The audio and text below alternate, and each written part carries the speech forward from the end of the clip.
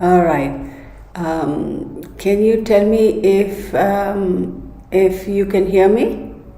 Penny, can you hear me?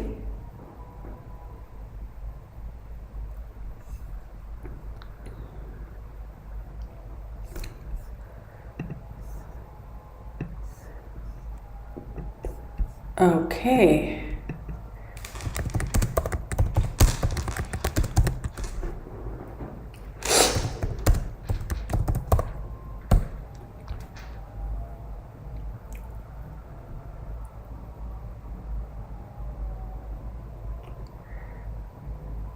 Yes, yes. Okay, Sandra and Penny. Okay. So again, I'm going to keep the door cracked, so the balcony door, so it doesn't kind of Inabug high, staff grabber high. I'm going to open that door a little bit. I've opened it, but I just it's beautiful. I mean, the temperature is Sandra. I can hear you. Thank you, Kelly B. Hello, Kelly. Hang on, you guys.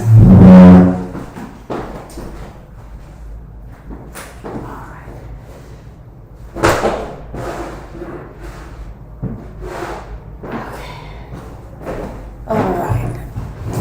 Back. It's like what's the time? It's 5:22 a.m. for me, and the breeze is really nice. So I'm loving it. I have my cup of Joe. Right. Let's see who's here. Anita Johnson, hello. Kelly B, hello. I love the hearts. Maxine Passion, hello. You sound good right now. Okay, great. Because that's the biggest. Mylene Elliott, no. Oh my goodness, that was Melanie Elliott. Melanie, I am so sorry, girl. What was I thinking? The coffee isn't strong enough. It's Melanie. I know. Why did I say what I said? Just on off right behind. Oh wow. Oh, okay. Possible, yeah. Of course, I'm going to go back and watch the video because y'all, I'm kidding you not. See, just as you said it, I got like kind of chicken skin. So it happens all the time. It really happens all the time. So, oh, hang on. There we go. There we go. Let me see. We got some minutes to, yeah, we got a little time to gab. Can you tell me what candles you burn? Hello, Melanie, Kelly B, just on offline. Okay. Sherry Kirk, hi, new subscriber from West Virginia. Hello, thank you for joining us. Gigi Jardine, much love to you. Oh my God, I love all those signs. Petunia, hello from Colorado. Grace Green, hello everybody. I just got, no, you're fine, you're on time. Who asked me about the candles? Staff grabber. I'm not burning any candles right now. And I don't know whether you're asking me that question because I'm constantly having sniffles. I have like major allergies. Like, what is that? Oh, I left the balcony door open and the bugs are. Okay. So major allergies, and yeah, sometimes certain fragrances get me, like, really aggravates it, and even incense sticks. So I try not to burn that, but here I don't have any of my candles. I'm not burning it, but it's just outside. I leave the door open and I start like, so sorry, I know it's very annoying. I know I'm supposed to use take antihistamines and all that. Like, I have a standing prescription, but I try not to take it because it's just like, it makes me feel funny. Yeah, it helps. Okay, I'm not sniffling, but it makes me feel woozy and weird and stuff, and I'm like, oh my goodness. So for the most part, I try to kind of manage without it. I do use the saline nasal spray first, like when my allergies really get bad. I use the saline spray because it's just salt water, right? And I don't know why, but that kind of helps me a little bit. And then if it really kicks into the next level, then I take antihistamines. And also, like when I go out on the grass and all that stuff, and when I'm walking my dog, or if I'm outside in the garden or something, I have to wear socks that are way high, like not just ankle socks, like cover almost up until my knees, and wear trousers, because those little itty bitty bugs that are in the grass. I don't even know what they're called, but they're so faint and minute. And if I get bit by that, or mosquitoes, I end up with an actual infection where I have to go and put. I think I have that antibiotic. Like my doctor has given this. I don't even know what that is. What's it called even? Clotimazole, betamethasone, dipropriate cream. Oh my God, that's a handful. So I always have one of these on standby, because if I get bit, then I kind of just put a dab on it and it stops it right there. So there you go. Okay, let's go back. Hello, JR. Okay, let me go. Where did I stop? Margie Cox. Hello from Oregon. You got lots of friends hanging out with you. They are ready too. I just bought a new tarot deck. I got the radio. Yeah, good for you, Kelly.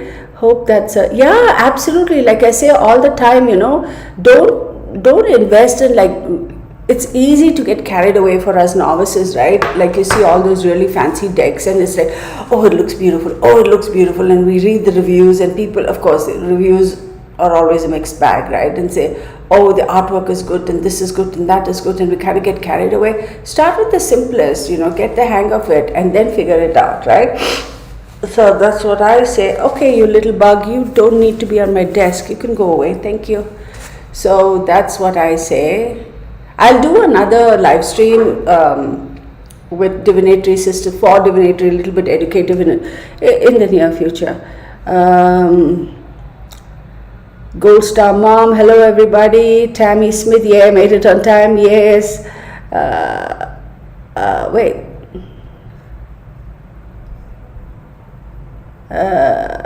Wait, Tammy Smith, Sherry Kirk, okay. Sherry, okay. Good evening, Mandy. Oh, please call me Kirtana. You don't need to call me ma'am, but thank you. Zytec works for me. Oh yeah, no sleepy effects. Oh yeah, Melanie, I know. Like I said, when it really kicks in really bad, I usually take it at night so I can get a good night's sleep. George, okay, is there a George who joined us? Well, if so, and I missed it, hello George, because I see Gracie Green says, hi George. Hello teacher. Oh my goodness, girl, I do not in any way, shape or form consider myself a teacher. I just consider myself as somebody who's willing to share knowledge. So there you go, but thank you. Yes, I'm allergic and I got bug bites. So that's why I was a bit concerned when I left the door open, and I think it's not the ones that bite, it's because of the light. It's still dark outside, the little ones that get attracted to the light, they were coming in. Yes. Oh, that was supposed to say Gigi. Okay. Wait. I can see it get expensive. Yeah, mosquitoes are bad here. And even in Texas, it's crazy with those mosquitoes, man. I kid you not. Bolton Sally Garcia, thank you. Okay, y'all. So shall we get started? I'm going to move my little laptop here. I hope it's not echoing today, okay? I'm sure you all will tell me. I love all the whatchamacallit, the heart thingies, the heart emojis. They're so cool. And balloons. I love it. Okay, so what's the time? Oh my goodness, bang on 7 o'clock. Look, this girl's on time, and knock on wood, no hitches, technical hitches. I took some notes just to, of course our focus is on cryptocurrency, but let's, oh, where did I? Really? I lost the page? Jesus, okay, there we go. So, You have much knowledge to teach all of us, though, and we are all grateful for your talents and special gifts. Well, I appreciate you all even being here to hear what I have to say, right? So thank you for that. Yeah. Oh God, let's not even get into typos, okay? With that autocorrect. I've given up on, when you do your text messages, you do your voice to text, and then it looks okay, and then you send it right away, and then later you go and visit it, you go, what the heck was I trying to say? I myself don't know, right? Okay, Texas Peter, hey girl, hello, how are you? Thank you.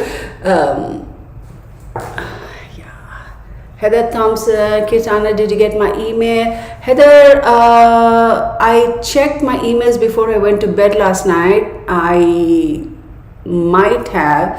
Hang on one second. I can actually check it right now, okay? Yeah, let me check. Heather. Okay. Okay. Okay, Heather, I think when I went to bed last night, I don't believe I saw it, or must have been watching something else, but I saw now that it is in the box. I will definitely respond, absolutely. But does it have anything to do with the 18 months? Okay. Okay, I will respond. I will do that for sure. Yeah. Hi everybody, Pamela Strutman, hello. Okay, let's get started. Okay, so here's the thing. So this is going to touch a little into financial something, and then crypto as well, financial information. I want to start this video off, everybody, by saying that I am not in any way, shape or form giving giving any of you financial advice, okay? That is just not my agenda. We are just discussing and having a little bit of a conversation about cryptocurrency and how it affects the world and what's going on, and all that good stuff. So I don't know if I'm going to be pulling many cards, because this is so let me move my whole setup here so I can even, there we go, I can even see your comments, right? There we go. And I still need my glasses. I must be going blind. Oh my goodness. Okay, are you okay? Yes. Under the weather? No, it's just the allergies. It's just, and I slept. I actually slept pretty good last night. Here's another thing, really quick before we get into the cryptocurrency. I get woken up every single night, y'all. Every single night. I get woken up at about 2:30 to 3:30. Actually, let me be more specific, 2:36 to 3:36. Every single night. This has intensified, I'm going to say since my mom passed. Okay, she passed in November 2018. I was waking up, and I mean, even earlier I would get woken up at that time, and everybody was like, would tell me that, that's the hour of, it's not 0 hours, but kind of sort of, and I'll explain what 0 hours is. And I was kind of like, I was waking up every single night.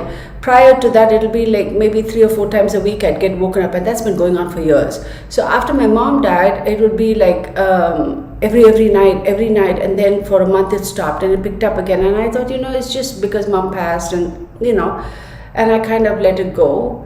Well, it's like every night.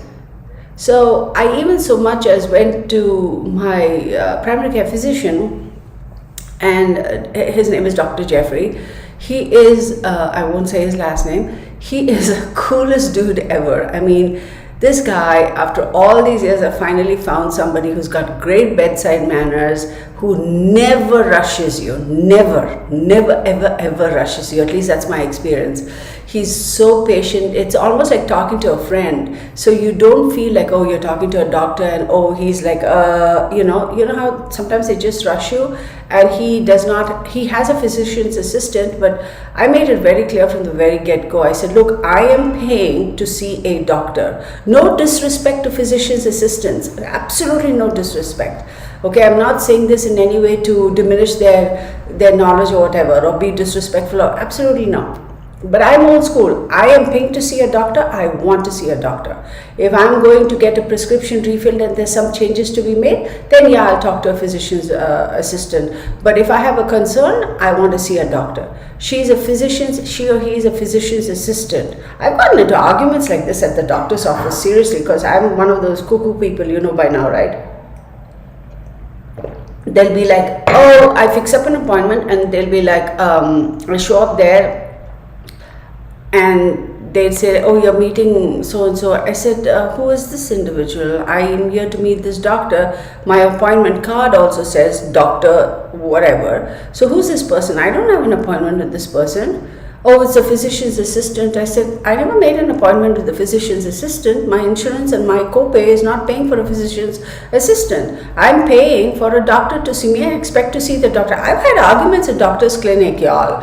I really have, because this kind of stuff pisses the snot out of me.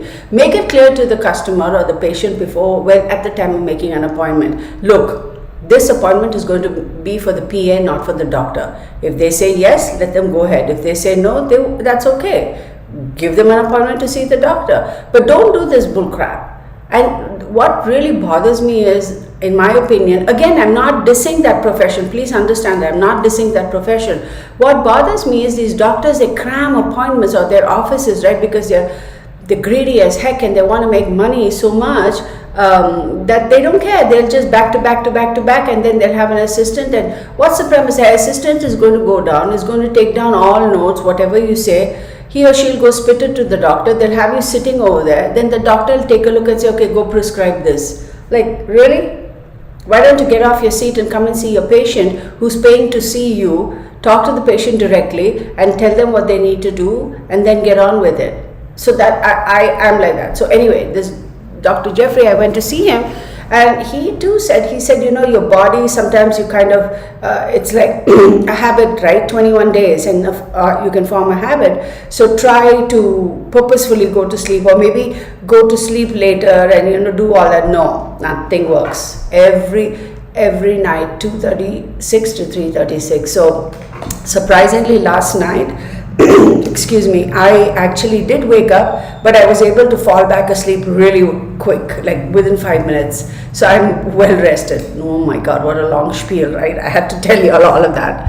Broken sleep since my dad passed. Yeah, that can get. That's why, because So let me go briefly into this, what we call in layman's terms 0 hours, okay? So 0 hours is, as they say, in the spirit world, right? It's between, how shall I say it? So it's like, you know, when we sleep, why do they say sleep is so essential for us, right? Sleep is the time when our body repairs itself, right? When we sleep is when the cells are regenerating and rebooting and whatever, right? So, excuse me, I'm done with my coffee, I promise. So that's the time when our body is repairing itself. That's why they always say sleep is the most important thing for you, right? Then your diet and your exercise and everything, but sleep is important. So that's the medical scientific thing. But in the spiritual world, okay, there is this belief that there's something called 0 hours. Now, when we fall into deep sleep, right, when we go into, let's say, we meditate and you reach that level of meditation, it's like consciousness and not conscious type of thing, right? It's when they say, that's the perfect time for the spirit to actually do your out-of-body experience and have an out-of-body experience and come back, because it's a neutral, I don't know how to explain it, y'all. I hope I'm making sense, because it's buggies for the light, because it's a neutral, how can I explain it? It's between the light and dark, and between sunlight and the moonlight, and it's that little bit of time where how shall I explain it? It's like, oh my God, I'm losing it. I don't know how to explain it, y'all. Anywho, it's that moment in time when we are so completely relaxed that I'm not going to say we are almost dead. We're not, but we're so completely relaxed that our subconscious mind opens itself up to receiving whatever information we want to receive or we need to receive or such, right? So that, in my opinion, is 0 hours, and I'm not explaining rightly, and all these bugs are coming in because of the light. Hang on, you guys.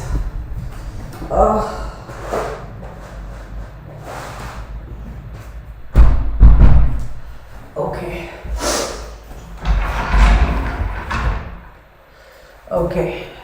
I'm sorry. I had to shut that door because all these bugs are kind of popping in for the light, and I'm like, no, thank you. So when you're between consciousness and unconsciousness, or consciousness and sleep per se, that's the moment where you're the most relaxed, and therefore all your chakras are also open, and therefore you're more likely, and it's easier to download messages, right? So let's leave it at that, because I'm struggling to explain. I don't know how to explain it. So, and that's when they say the spirits or energies, like if we are at the most receptive to accept messages, that means that's the time that the spirit energy world is at its heightened activity level. So they also are able to transmit and relay messages. So that's 0 hours for me. Okay, that's the easiest way I can explain it. So a lot of people say, at least old wives' tale, I remember my grand and all, they used to say, if you have any dreams at that time, like not at 12 midnight or not at 11:45 or 5 o'clock in the morning or whatever, in that time between 2:30 to I think 3:30 or 2:30 to 4:30 or whatever, those 2 hours, they always used to say, if you have any dreams at that time, make note of it, because there are significant messages that you're getting in those dreams, and if you have these weird dreams, then it's going to come true. So that spooked me for a lot of time, because me being me and being psychic almost, and being able to communicate or accept communication from the spirit world, I'd get in my dreams that uncle so-and-so or aunt so-and-so is going to pass, and I would freak out, because the first thing would be like, oh my God, what time did I get that dream? So as a child, I really struggled with it, and it was very difficult for me. I went through a little bit of a tough time, like most children, right? You don't know what this is, and it's difficult to comprehend, it's difficult to understand, because we may have heightened emotions, heightened spiritual level, if you will, but as human beings, we're still children. Our emotions are not that mature. We don't know how to control our emotions. So it's that clashing of those two whatever energies. It shakes you up, like you. I don't know. I'm going off on a rant. Oh yeah. Better hush. Okay. Okay. What? So true. Somebody said so true. Do you do personal readings, FaceTime or anything? Yes, I do. Gigi, I do personal readings. Thank you, Gold Star. Thank you. Yeah, I do personal readings. Please email me. The email is therealtarot1123. I'll type it out here. Okay. therealtarot1123 @gmail.com. And send me an email, and I'll let you know how we go from there. Okay. Stardust, hello. Yes, Sherilyn, that's the best way to say it. I know that time, Kirtana, she says it's when your subconscious is vulnerable to reality. Yeah, that's the best way you could explain it. Sandra says, I lost my mother 7 years ago. There hasn't been a night since that I have slept. Oh, I dream of her often, and I believe that is her coming to visit me. Yeah. Okay. We have a superstition that if you wake up at a certain time every night, means that your ancestors are trying to... Thank you. Yes. Yeah, Melanie, wake myself up at times talking to someone. It happens. Penny, thank you. Penny, I was going to send you an email yesterday and I don't know what happened. I just got sidetracked. Gigi, thank you, Gigi. You are very generous. Thank you. I so appreciate it. Y'all, there was another thing I wanted to say in the most recent live stream. I think I missed a comment. Somebody, quite a few of you were trying to get my attention to respond to Mrs. B's message. And I don't know, I didn't even see it, and finally I got to it. I think she was wanting a reading. I hope I communicated with her, and I hope she gets back to me. So, Nikki B, hello everybody. Okay. Thank you, Gigi, for your generosity. And some of y'all donated. I want to say thank you so very much, y'all. I really I'm blown away. I'm like, what? So thank you so much. Thank you so much, so very much. Texas Patriot, thank you so very much. Appreciate you. Okay, Gigi, all right. So let's get on with this, right? What was I saying? Okay, so let's go to cryptocurrency. Again, y'all, I am not giving y'all financial advice, okay? So please know that. This is not something for you to, it's just general knowledge, just spreading the word around, just kind of getting the word around. So what is cryptocurrency? Let's go back to the banking system, okay? So as we all know, is it echoing? I hope not. As we all know, right, for ages and ages and ages, I got my Brenda Oots, hello everybody. She says, no, it's you're not late. So from time immemorial, right? Let's even go back to the past 100, 150, 200 years, right? Whenever banking, modern day banking started, we all know as regular citizens that there is a small group of people, like they say, it's 1% of America that's controlling the other 99% of America. I think that's applicable the world over, right? It's a 1% of rich people who are controlling the rest. So the people who make up the big banks, right? I think it's okay for me to call their names. You know, banks of the countries, HSBC, that's Hong Kong and Shanghai Bank.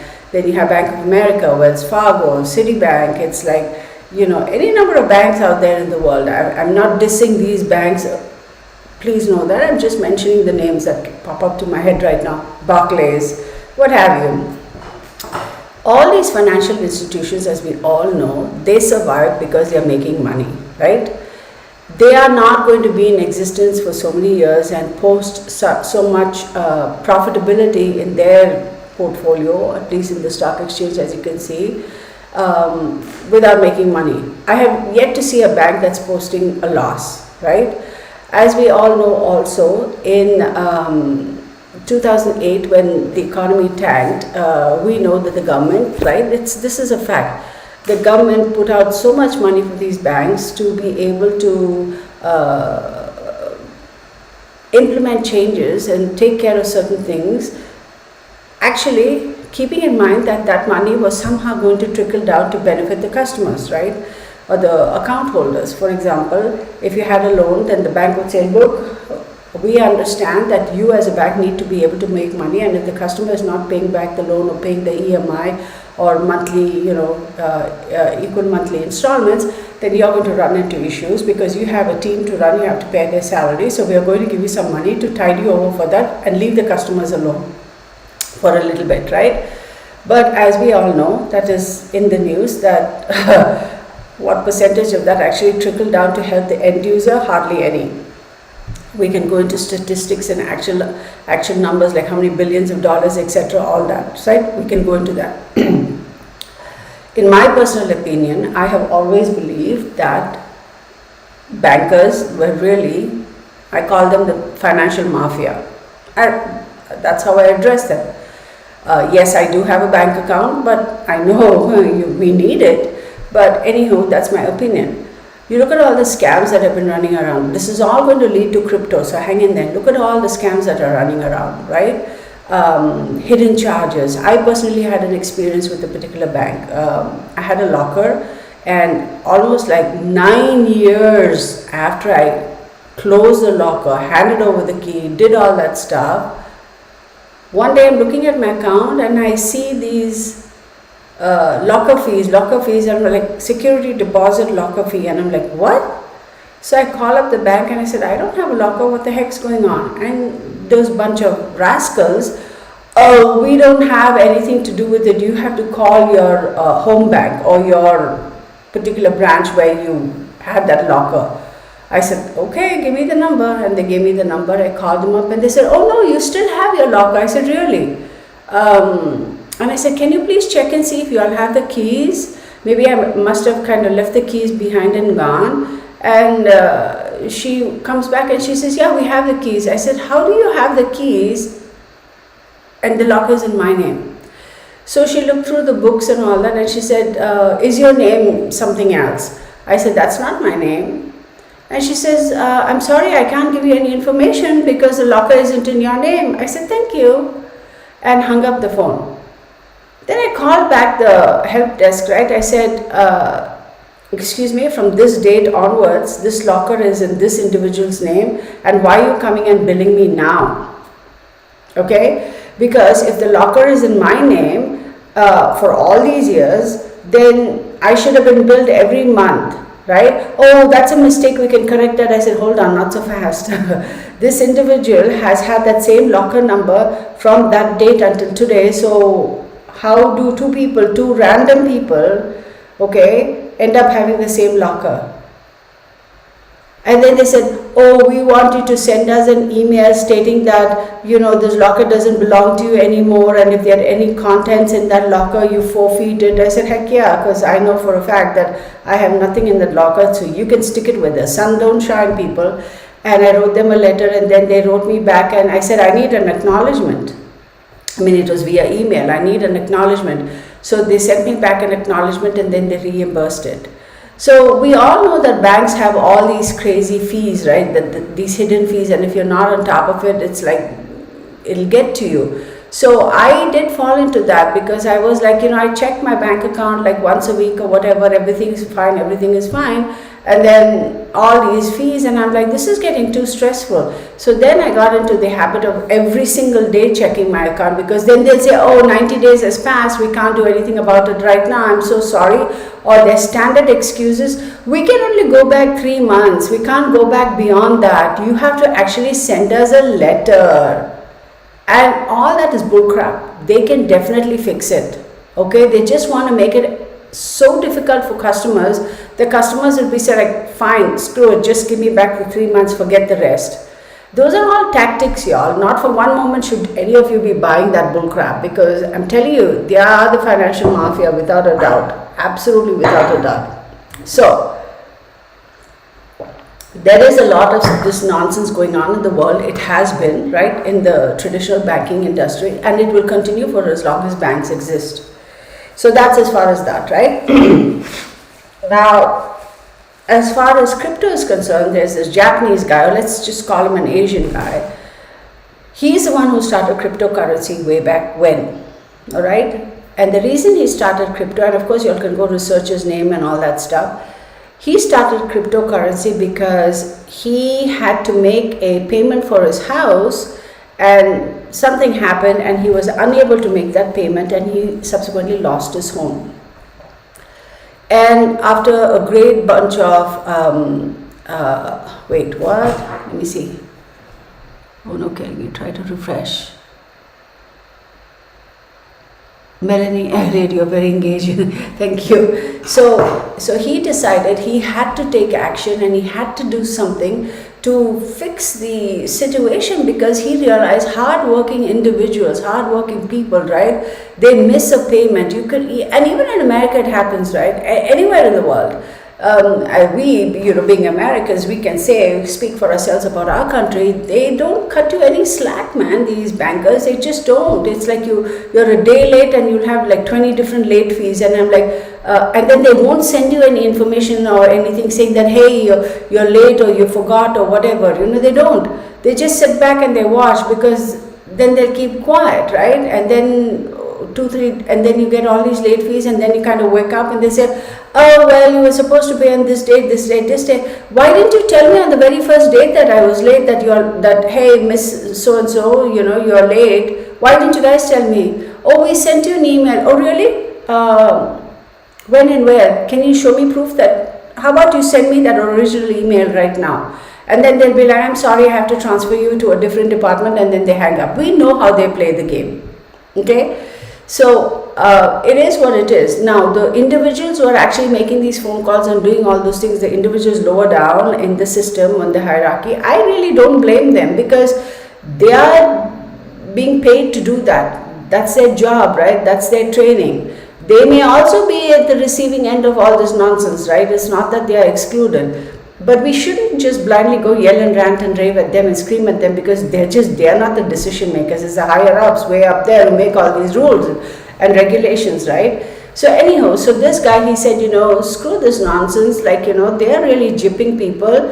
I'm going to start something that's going to completely eliminate or rather greatly reduce the power that the banking system has on the average people. So that's when he started cryptocurrency. So cryptocurrency is basically with regular currency, we know we have the dollar, the pound, the this, the that, dinars, or whatever the different currencies, rubles, different currencies of the world are, right? We have all those different currencies. So he said, I'm going to make a universal currency. Okay, a universal currency, and it's not like tangible, like as in a printed note or a penny or a coin or a cent or whatever. It's a digital note. So can you actually touch it and feel it? No, you can't. It's digital. So this is currency in the digital world. That's basically the gist of what cryptocurrency is. Now, what are the benefits of cryptocurrency for the average public? Couple of things. I'll give you scenarios, so read between the lines. Let's say you are here in Texas, right, and you are traveling to United Kingdom, London Heathrow. You have your credit card, you have a little bit of cash for incidentals, and in this day and age we all have credit cards, and you travel. Something happens, and God forbid you lose your wallet, and there goes your credit card, and there goes your cash, and you're stuck in the middle of nowhere with no cash and no credit card. Sure, you can get on your cell phone, and sure, you can block your card and do all those things and all that stuff, but think about it. Think about the stress that causes. Okay, so let's just take that one scenario for example. For me, if there's anything out there that I can use on a daily that's going to eliminate this burden of actually carrying a wallet, carrying a credit card, carrying cash, I'm all for it, right? So you have cryptocurrency in a digital account, okay, in an internet account, and we'll talk about, is that safe? That is a different subject. We'll get to it. So you have it in cyberspace. Let's just call it cyberspace. So you have your bank account in cyberspace, right? You don't need a credit card. You don't need anything. You can access that cyberspace account anywhere in the world, right? And you will know it's like a bank account. You have your cryptocurrency, and cryptocurrencies, there are a number of cryptocurrencies. For the top rated, you have Cardano, you have Matic, or you have Bitcoin and Ether and XRP and Dogecoin and this coin and that coin. Those are all the different currencies that different people have started. That I would equate to dollar and pound and euro and this, so equivalent. Okay, so comparison. So you have all these different cryptocurrencies and in your bank account or in your cyber account, and you can use that to make your purchases or transactions just as you would your credit card or your cash, right? That's the premise of having or the main thing with cryptocurrency. You don't necessarily physically carry it with you. There's another angle to cryptocurrency that I think is absolutely phenomenal, right? So let's say I'm just going to use Ether. That's a kind of a cryptocurrency. I have X number of ethers, right? So I am going to go online and I know that I have that much ether. But there is complete transparency. What I mean by that is, whoever has accounts, it's there for everybody to see literally. I mean, we know how many people in the world own ether, right? How do I compare? We will know clearly in cyber, in cryptocurrency, right? How many people have Ether worldwide? So there are 6 billion Ethers worldwide. That means 6 billion currencies of that kind are in existence or in circulation worldwide. The equivalent here is, if you were to go to your bank account and let's say you bank in the United States dollars, USD dollars, you can only see how much money you have, right? $100, $200, 100,000, 200, whatever. You cannot tell worldwide how many people are currently holding United States dollar currency. You can't tell it, right? That information is not privy to the average end user. So there is a level of transparency in cryptocurrency banking system. Let's call it their banking system. It isn't a banking system, but just for lack of a better term. So there is complete transparency, right? You know how much is in circulation. You know how many bitcoins are there. Bitcoin may be equated to euro or whatever, okay? It's the same. So you have euro currency, you have pounds, you have rubles, you have US dollars, you have rupee, you have dinars, whatever. You have Bitcoin, Ether, XRP, Cardano, what you call, oh my God, there's so many other things, y'all. I mean, it's like 20, 30, whatever. And just like the dollar, there are some of these cryptocurrencies that have higher value or are a lot more stable.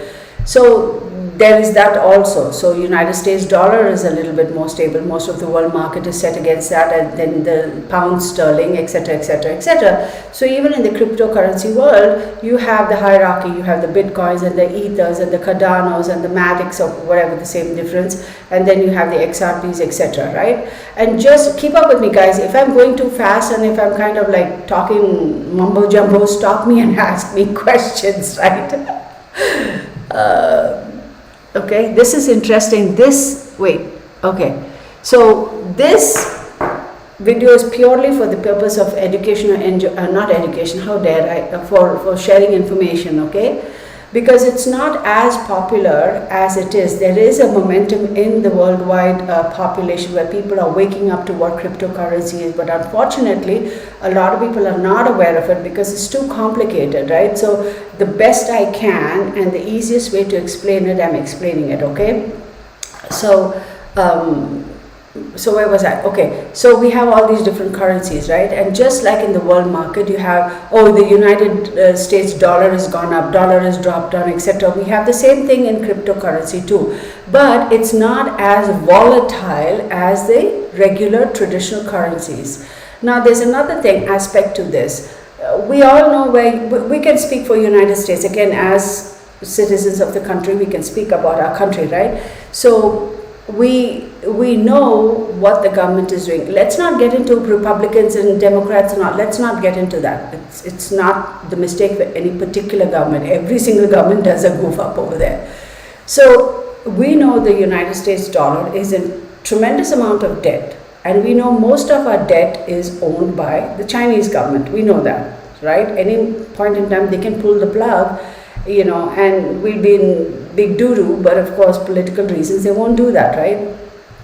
But every time United States government says we are going to print some more currency, okay, then the dollar value reduces, right? And how does that make sense? It's like, oh, we don't have enough money to spend, okay, because we don't have enough money to spend, so let's just go print ourselves some extra money. That's basically what they're doing. They go print themselves some extra money and they do all this other stuff that they need to do. They're not, yes, at some point in time, every government has to print some extra money. That's right, I get it. But it's not like, you know, you need to print like trillions and trillions of dollars or whatever, right? It's not like that. I mean, the volume that they're printing currency out is depreciating the value of the US dollar. I hope I'm making sense. It's almost like, you know, you have a gram of gold, you have one diamond, right? And it's so valuable because we know the resources are very limited, right, in the world. But let's say that all of a sudden, and therefore the prices are high, all of a sudden somewhere somebody finds a diamond mine where it's like diamonds are popping out of everybody's ears, then the actual value of the diamond reduces because there's so much of it. So nobody really cares, right? So it's a supply and demand type of thing which creates or drives up the price of whatever that particular commodity or item is. It's the same thing with the US dollar, right? If you keep printing it, there's so much of it around that there's really no value to it. But in cryptocurrency, yes, the price does fluctuate for all these different currencies, but not to such a great extent. And the reason why is, in the cryptocurrency world, the way it is set up, because of technology and because of how they mine, and yes, I'm using the term mine, there's only a limited amount of these currencies available, right? So, for example, Bitcoin has the capacity to only mine or make or print, okay, just as I'm using that word, X number of bitcoins. Once they are done printing that, that's all the Bitcoin that's going to be in circulation. You get it? So it's not like the US government that they'd be, oh, we're running out of it, let's just go print ourselves some more. They can't do that. So once they have completed mining or printing, lack of a better term, X number of those bitcoins, they cannot print any more, mine any more of those coins. Same thing with the other cryptocurrencies. Every one of them is like that. They all have their limitations. Now, why have they set limitations? Well, a number of reasons, but just let's say the capacity to make has been preset by the people who did that. We can get into that in a whole other video, okay? Kathleen Cheney says, thanks so much for explaining this cryptocurrency and the different currencies, because I am totally lost with this whole yeah, it's a very, very interesting thing, y'all. I'm telling you, our world is changing. We talk about the age of Aquarius, right? Of course, there's a lot of disparity over there between astrologers and astronomers.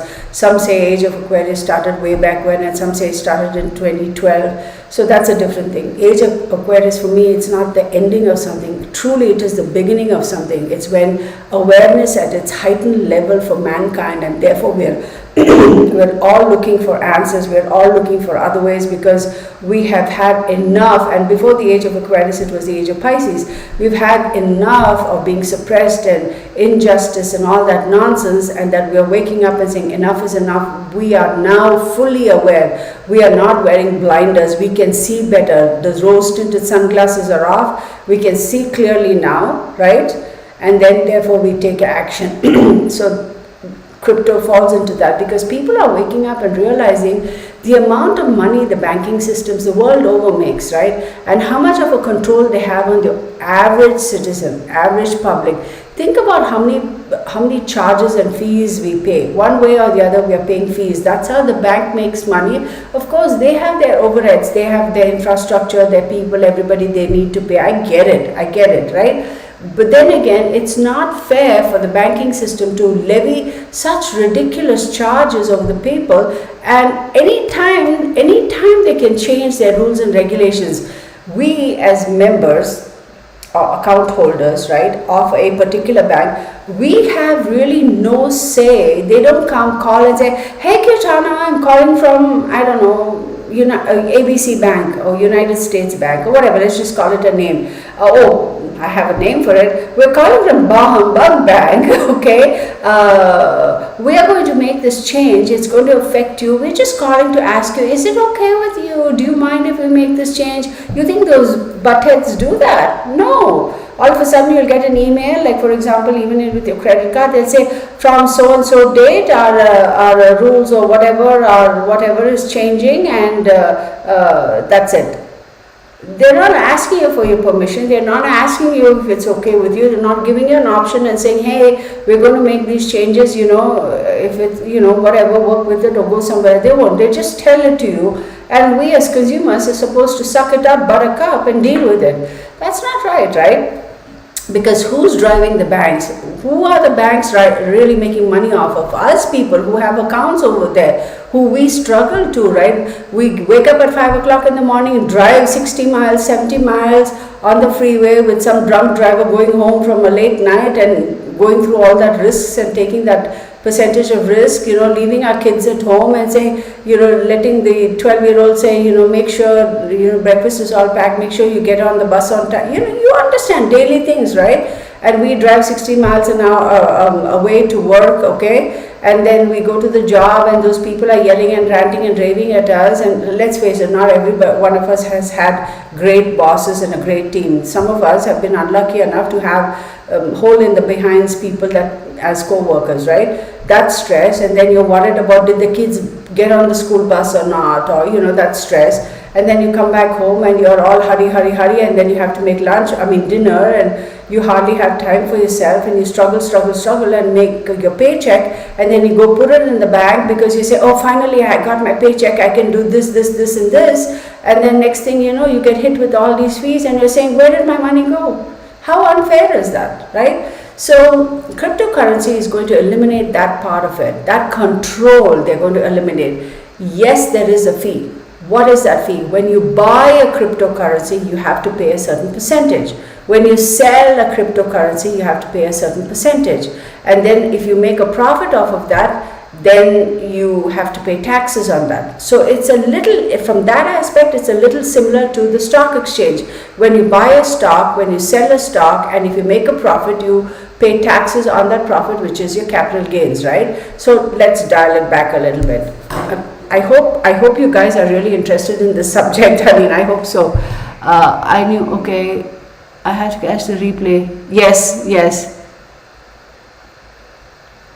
Okay, so what I'm going to say is, seriously, if my mom and dad knew about this cryptocurrency, they would have been like, what are you doing? Like, it's, what is this nonsense? We survived, we did well with our cryptocurrency, with the traditional banking. What's this nonsense, right? But then look at it this way, y'all. Before credit cards happened, what did they have? Travelers checks. Do you remember the days way back when? Travelers checks, and they had American Express travelers checks, and then they had, what is that? Western Union. I think Western Union is still there. Limited ways of being able to transfer funds from one person to the other, right? There was so much stress related to that because we as consumers didn't have choices. We had Western Union. I don't know if there was anybody else. Thank you for that. I know. Okay.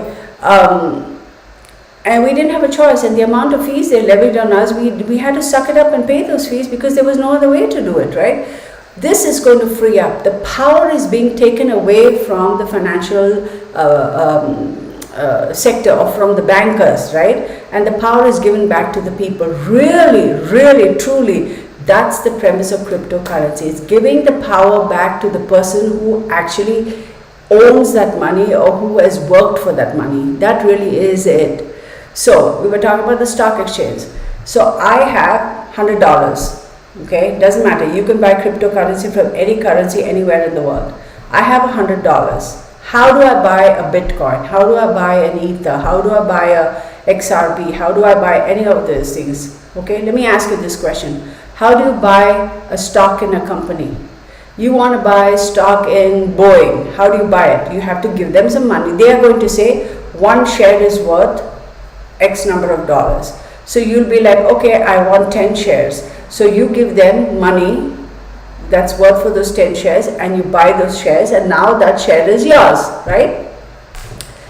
So you don't take the share and you don't keep it within yourself. So you basically gave Boeing, right, $100 for 10 shares. Of course, it's not that cheap, but $100 for 10 shares. And basically Boeing said, okay, we are going to give you part ownership of Boeing. So technically you're also an owner of Boeing, albeit a minute owner. What does Boeing do with that money, right? That money Boeing uses for its functions, right, for its business purposes. So you invest $100 in that. Boeing makes you a part minute microscopic owner of the company, and they use that money for the sake of their business, and then it's like investing in a business, and then they make some profits, and of that profits they distribute dividends. And dividends is that profits that each and every shareholder gets. That is the stock exchange. In cryptocurrency, it's pretty much the same. You pay, let's say, $100 and you buy Bitcoin. By the way, I think it's at about $50,000 today, if I'm not mistaken, how much a Bitcoin cost. Let me actually see. I can tell you right now. And the good thing about this cryptocurrency, y'all, it is not restricted to just the very wealthy or whatever. Anybody can access it. It's not like, a lot of people may say, oh, I cannot afford to buy shares because, I don't have that kind of money, or yada, yada, yada. No, cryptocurrency is not like that. Doesn't matter how much money you have, you can buy. By the way, one Bitcoin in today's market at this moment in time, for me, it is $51,757. Okay, so anyhow, let's go back to this.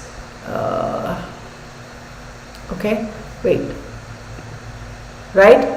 So you can buy.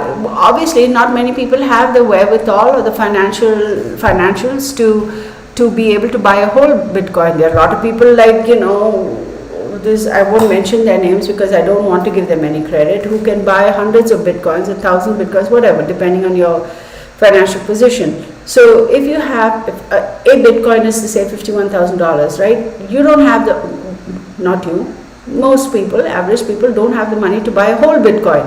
But that's okay.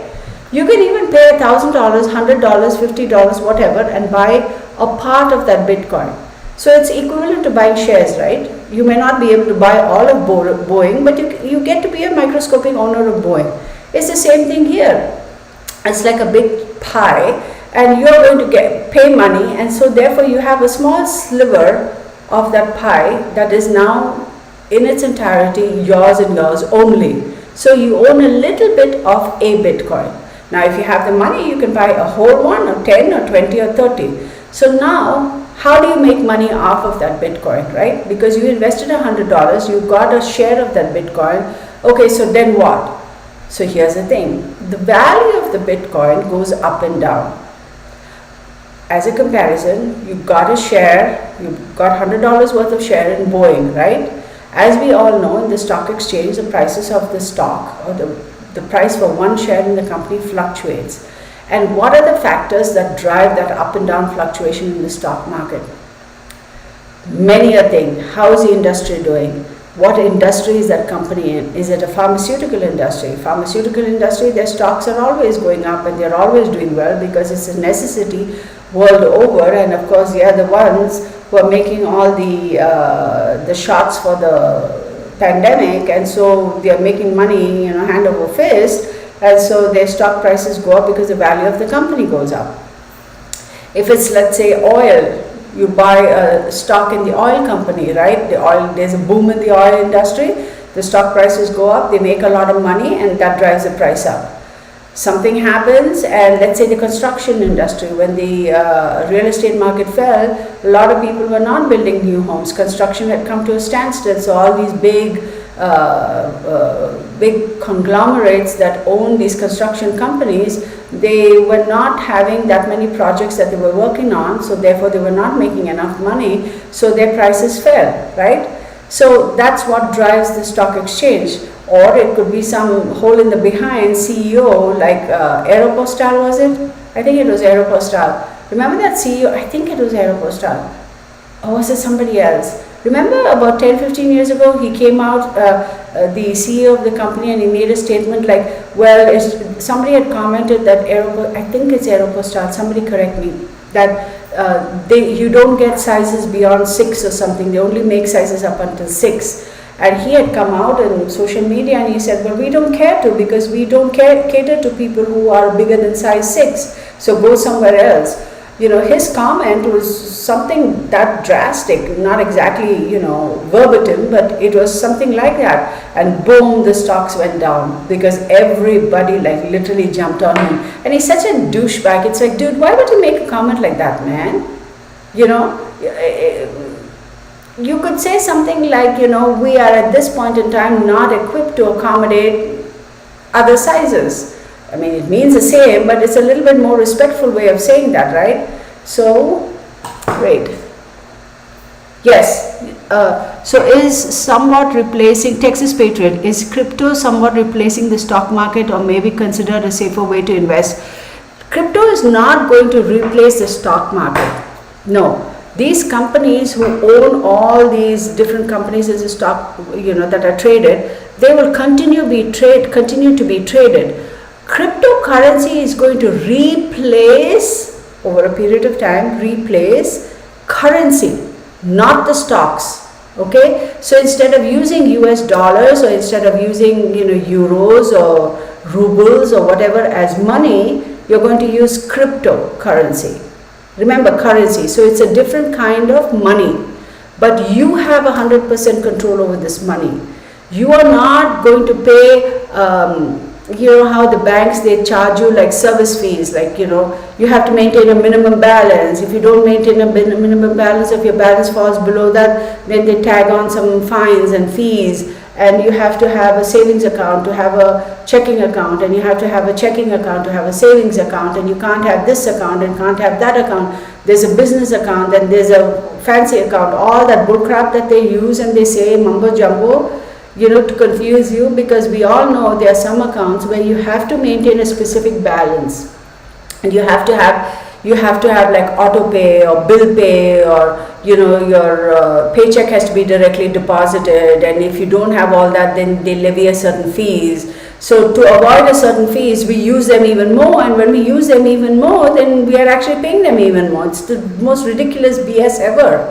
So cryptocurrency is going to eliminate all of that. So the banking industry per se is going to be hit tremendously, because they are not going to have it so easy to be able to make all these different fees. That's how they make their money, right? They levy fees up the yin yang, and then at the end of the day on the stock market they'll be like, oh, Bank of America is making a profit, oh, Citibank is making a profit, yada yada yada. So cryptocurrency is going to eliminate that. Cryptocurrency is not going to replace the stock exchange. No.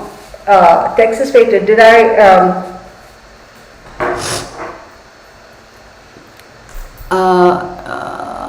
I don't know what that is. I hope I explained that. Money will no longer exist soon, going digital. Yes, Tiaki.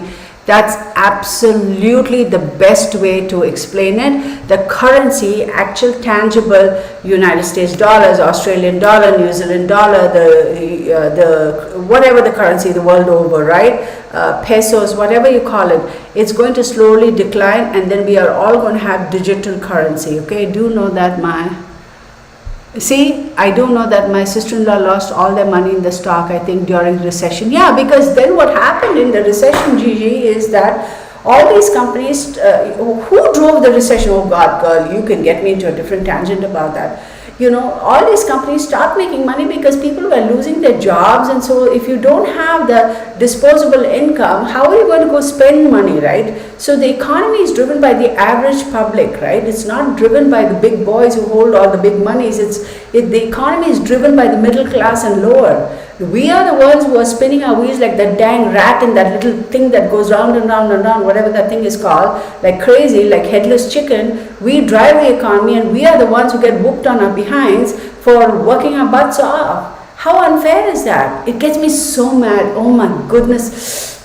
Anyhow, so yes, when people lost their jobs and they lost their ability to earn an income, they had to give up their car, they had to give up their home. And what do they mean by giving up your car or home? Most likely they had a note on the car or on their home, and they had to pay your principal amount, right? So when you make a payment on your car, it's like say $200 is your monthly premium, and then there's interest to pay. That interest is what they make money on. If you had a home, maybe you had to pay $1,000 as your principal amount, and then the interest to pay on that. That interest is what they make money on. So when you have lost your job, therefore you cannot afford to pay that. How are they going to make the money, right? So that's when the poop hit the fan and everything went off, like got derailed. A lot of people lost money. So thank you. In the most simplest form, cryptocurrency is going to replace traditional money. Okay, so so in the crypto world, right, you actually don't have any of these fees. Although you're banking it online, you don't have fees. You don't have to maintain a particular balance. You can have like 100 Bitcoin, 100 Ether, 1000 Bitcoin, 1000 Ether, or you can have one small little sliver of a Bitcoin. There is no limit. There is no minimum. Okay. And you don't have to maintain a minimum balance, you don't have to pay like monthly fees, you don't have to have, at least at this point in time, you don't have to have like, oh, I'm going to get my paycheck is going to be directly deposited, or I have to keep moving from checking to savings, or bill pay. You have to have ABCD to be able to maintain this account. If you don't have ABCD on a regular, then this account is going to charge you a service fee to maintain that account. If your balance falls below $10,000, then we are going to charge you X number of dollars as a fine, or a like bad girl. We told you have to have $10,000. You have only $9,999. So therefore, I'm going to levy a $200 fee for that. Literally, that's how it is. So in this cryptocurrency, in the digital bank, for lack of a better term, you don't have none of that. All that's going to be eliminated.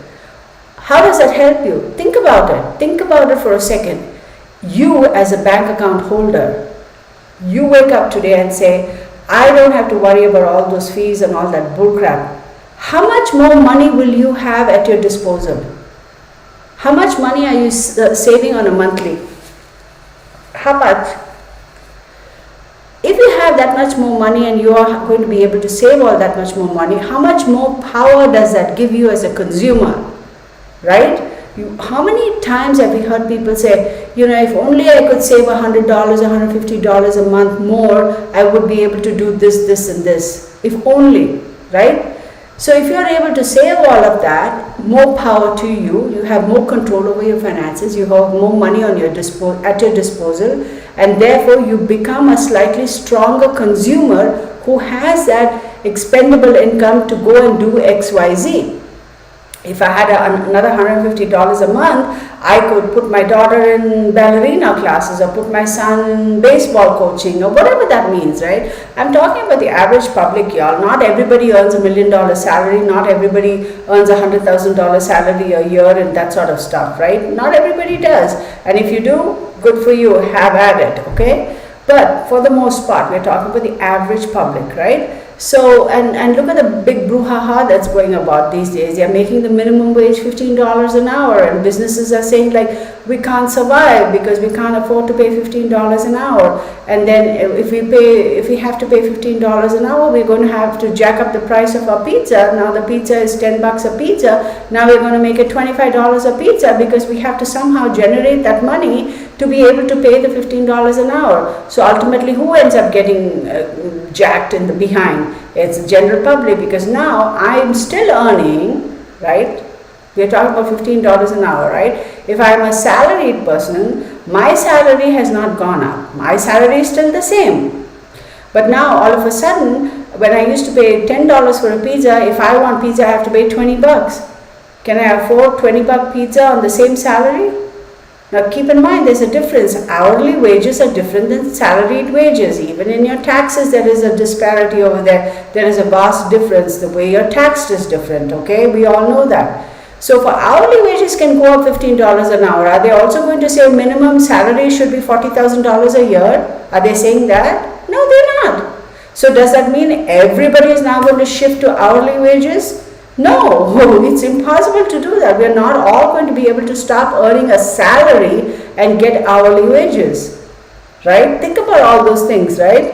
Then how do these businesses step around that?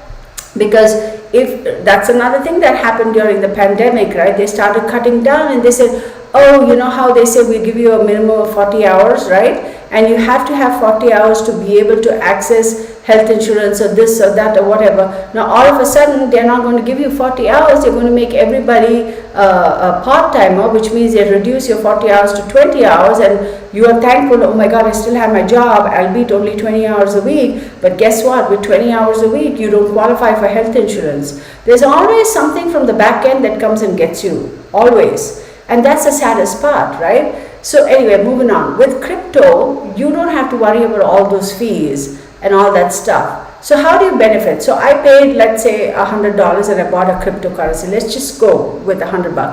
I paid $100, I bought a cryptocurrency. When I bought that cryptocurrency, I had to pay $2 as a service fee. Okay, let's just say that. So that $2, who makes that $2? That $2 goes to the person who actually made or mined that cryptocurrency, aka the bank, crypto bank. Well, I'd rather pay $2 or $100, okay, I'd rather do that, me as a consumer, than pay the $100, get my cryptocurrency, but from the back end they come and charge me $25 for all kinds of fees. Think about it, and that's literally the difference. Okay, then there's another thing. When I sell my cryptocurrency, I'm like, you know what, aka I'm going to sell my stock. When you sell your stock, you have to pay your stockbroker some fees for handling that, right? That's how he makes his money. When I sell my cryptocurrency, I bought my cryptocurrency at $100 a cryptocurrency, then I sell my cryptocurrency at $200. Why are you able to trade cryptocurrency? Let's think about that for a second. Texas Patriot, this also answers your question. Remember I said cryptocurrencies, there are only a finite number of currencies. So that finite number is always preset by the people who make these cryptos, right? It's like a US currency, like the US government today can wake up in the morning and say, you know what, we're just going to go and print some more money. In crypto, you can't do that. Because when they started, they said they're going to be only 100 cryptocurrencies, right? Let's say Bitcoin, I'm just using numbers, that's not the actual factual number. Bitcoin said when we start Bitcoin, we are going to only make 100 Bitcoin. Okay, it's a limited amount, limited edition, that's it. We are not going to go back and print more Bitcoin or anything. So that's why the price of the Bitcoin will go up and down depending on supply and demand, right? Once all the 100 Bitcoins is owned by somebody, right? Only 100 people can, or X number of people can own Bitcoin, right? Once the ownership of all that is completed, then if an outsider comes and says, I want to now buy Bitcoin, they cannot buy a new Bitcoin, they have to buy from this individual, because remember, it's a finite number. So from that perspective, it is slightly similar to the stock exchange, but not really. This is confusing, I know, but stay with me, okay? So what is the other advantage? Let's move on. With cryptocurrency, think about this. Let's say I want to transfer money from my account, okay? Let's call it, I don't know, pick a bank. Wells Fargo. Let's say Wells Fargo. I don't have an account in Wells Fargo, but I'm just saying, pick a bank, or pick Bank of America, or I don't know, pick a bank. So we'll go with Wells Fargo and Bank of America. No, I don't have accounts in either of these, so just so you guys know. So now you have to go, where does she have her account with, right? So I have an account with Wells Fargo. I'm in Texas. You are sitting somewhere in Canada, for example. I want to transfer some money to you. Forget PayPal. I want to transfer money to your account, right? So how do I do that? I have to have my account details. I have to have your account details, and then send the money. Now, if I were to mail a letter to you, I need your address, your door number, your street name, your city, your state, your county, your zip code, etc., and the country, and then I mail a letter to you. The same way, when I'm transferring my money to your bank account, whether it is within, supposing we both share the same bank account, or whether we both have different bank accounts, is irrelevant. The sender has to have an address, the recipient has to have an address. So there's something called a SWIFT code. That SWIFT code, for lack of a better term, is a specific address to specific banks and specific branches. So if I want to send money, $100 to somebody sitting in Manitoba, Canada, I want their name, I want to know what bank is it. Is it the Bank of Canada? Is it the Canadian Bank? I don't know, I'm just pulling names out of my back pocket. Or is it Wells Fargo? Is it, I don't know, Bank of America? Second thing, that's the second thing. Third thing, I want to know which branch, right? Okay, which city and state. And then, even if it is Manitoba, Canada, they probably have 100 branches. So which branch? I need a specific address, right? So that address is the SWIFT code. That code will say the bank, the location, and then which account it's going to go to specific.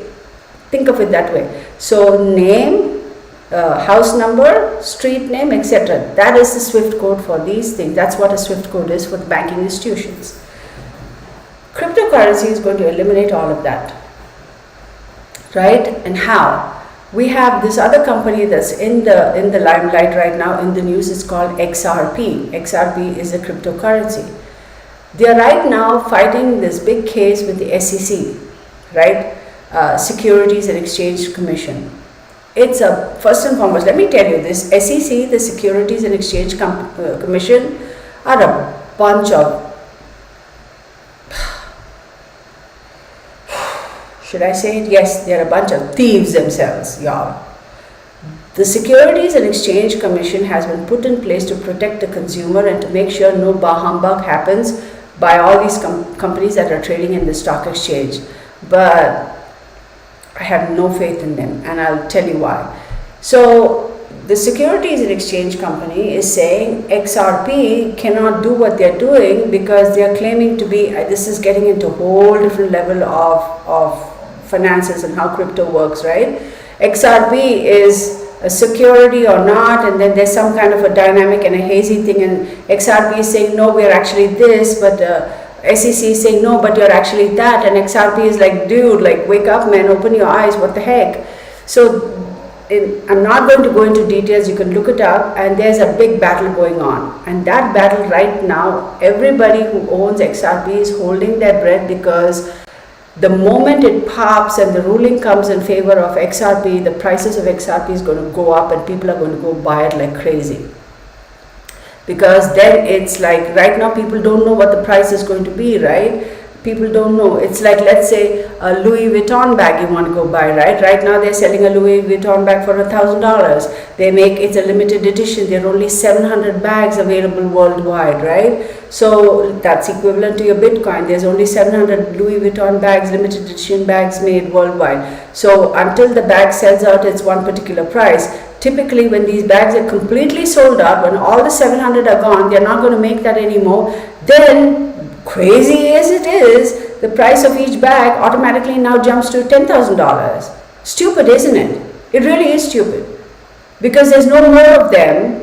So I bought a bag for $1,000. There were only 700. All the 700 got sold, and now 6 months later, I pop up somewhere on Pinterest or whatever those social media is called, and say I have a limited edition authentic Louis Vuitton bag, and now it is worth $10,000, and you take us, and people die, man. They go die, and they pay $10,000. They start bidding on it, and they want to buy it. The price went up. Why did the price go up? Because there was only a limited amount of it, and there were never going to be any more of that.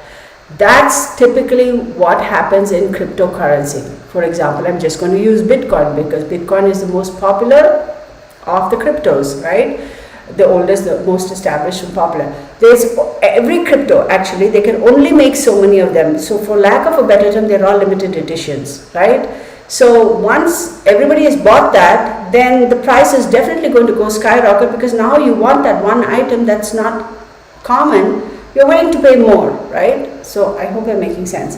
So what the SEC is saying is that XRP, you're doing this, this and this, and you're calling yourself this, but in actuality you're not this, you're that. And XRP is saying you must be smoking something, that's not what we are, that's not what we are claiming. So there's this battle going on. Once that is resolved, we know for a fact that the XRP prices, it's going to go up. Right now people don't know, because if the SEC rules against them, then the company is basically in a big doo-doo. But in reality, if you look at the case and if you understand business law or financial law, you know that XRP is sitting on a solid chair. And SEC, literally XRP, in my opinion, have lit a fire under SEC's chair. So that fight is going on. I have a vague feeling that this is going to be settled, because there's too much at stake here. So somewhere the SEC will never accept that they made a boo-boo. They will never accept, because there are a bunch of bandicoots over there. They will never accept that they made a mistake. So the best way to resolve this and deflate this stress, the way that's what I was telling my son, the way I look at it, SEC is going to say, you know what, we are going to cut you some slack here, but then we are going to do this, because they also want to come out smelling like roses. In all honesty, SEC doesn't have a very good reputation, okay? So that's that. So once that gets resolved, then of course the prices of XRP goes up. Now how does that make sense? Why is XRP that essential, and why is the SEC fighting it so hard? Individually, XRP is really worldwide going to kick the butts of all banks. Okay? How? Because remember, if you want to transfer some money to somebody else's bank account to bank account, whether it is the same bank or different banks, same city, same branch or different branches, different cities, different countries, different continents, you have to pay a transfer fees. Do you know that? Right? Depending on the amount.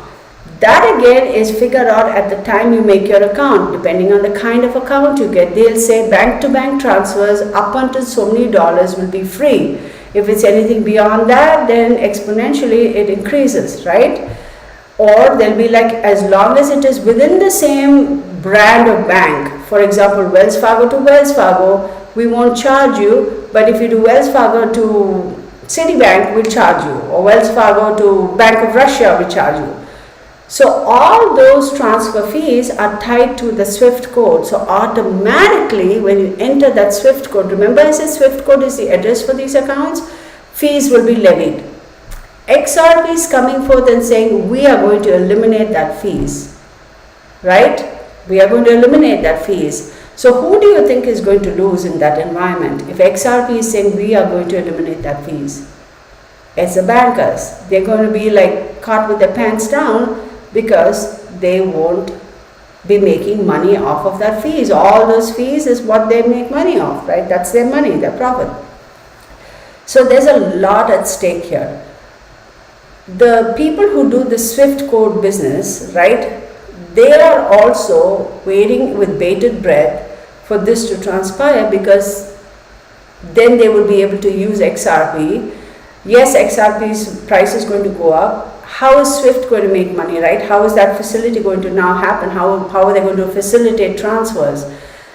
This is going to eliminate the banking fees, so the bankers won't make money, but from the back end somewhere the banking system is going to come back and make some money. Trust me, one way or the other they'll do. So whole premise of cryptocurrency is to eliminate traditional banking systems and to put people completely in control of their account and their money. So you are in a sense eliminating all these banks, because when you are in complete control of your own account, you don't have to pay fees, you don't have to have a minimum amount in your account. If you transfer money from Bitcoin, let's say you have Bitcoin and you want to transfer Bitcoin to somebody else, right? You want to transfer Bitcoin somewhere else to somebody sitting in Manitoba, Canada. They have an account in cryptocurrency, you just online transfer it. There are no particular fees. So I'm basically just like if we were standing face to face and just giving you money and say, here, take this and go. As opposed to I'm going to call, here's Tom and Dick, and then they call Peter and say, Tom wants to give the money to Dick. Yeah, I don't know why I use that word. But even though Tom and Dick are standing next to each other, we are going to go call Peter, who's 100 miles away, and Tom is going to give the money to Peter 100 miles away, and Peter is going to give the money to Dick, who's 100 miles away. That's stupid, right? So you're standing next to each other, just give each other the money and be done with it. So in other words, we're really eliminating that third party, and the third party is the one who's making money hand over fist. It's like, screw that bullshit. Pardon me. I had to let one fly. Sorry.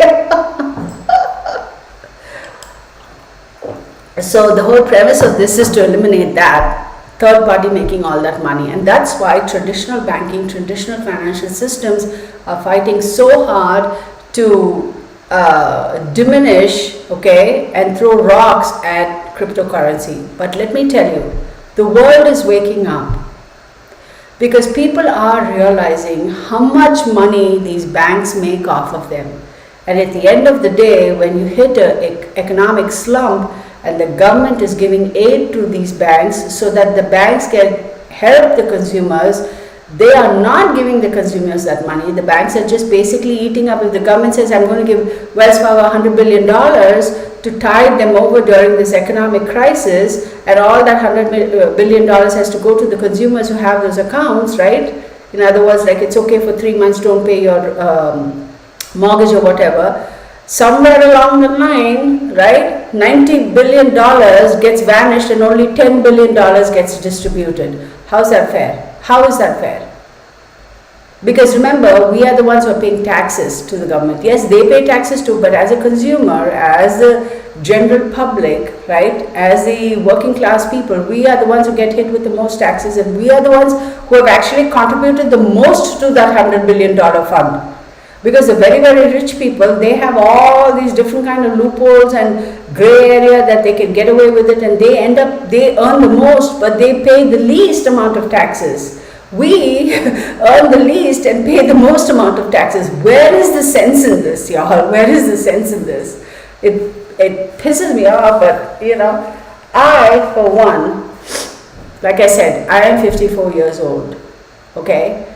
At my age, right, I understand the concept of what cryptocurrency is. I am all for it. I am 100% for it. And I am making my transitions, because I am so done with these fools charging me money hand over fist. And if you have an overdraft, let's say you have an overdraft of $100, right? Oh, don't worry, we'll give you that $100 as an overdraft protection to tide you over, but we're actually going to charge you $35 for that $100 overdraft protection. That's like literally gouging customers, man. I mean, $35 on $100 is 35%. Like, for real? And consider that I've been banking with you fools for the past 25 years. You want to charge me $35 for a $100 overdraft fee? Seriously, overdraft protection. Where's the justice in that? If any of y'all work in a bank, I'm sure y'all know. I mean, like, no, you don't need to tell us which bank and all that, but you understand, right? So let's go back to a little bit more. I love the dollar. Yeah, I look, there's nothing wrong with money. Money per se is not evil. That's another thing. Oh, money is the root cause of all evil and yada yada. No, it's not. In my opinion, money is not the root cause of all evil. What is evil is if one's obsessed in the pursuit of accumulating more than what he or she needs, that individual tends to get devious and use devious ways to accumulate that. Now that is evil. Money in and unto itself is not evil. That's my opinion, right? So I have a couple of things I wanted. Are you all bored yet? Is anybody bored yet? Oh my God, I'm just gabbing on and everybody's left me and they're like, oh God, this woman is just gabbing. Let's haul butt. Let's leave. Check out.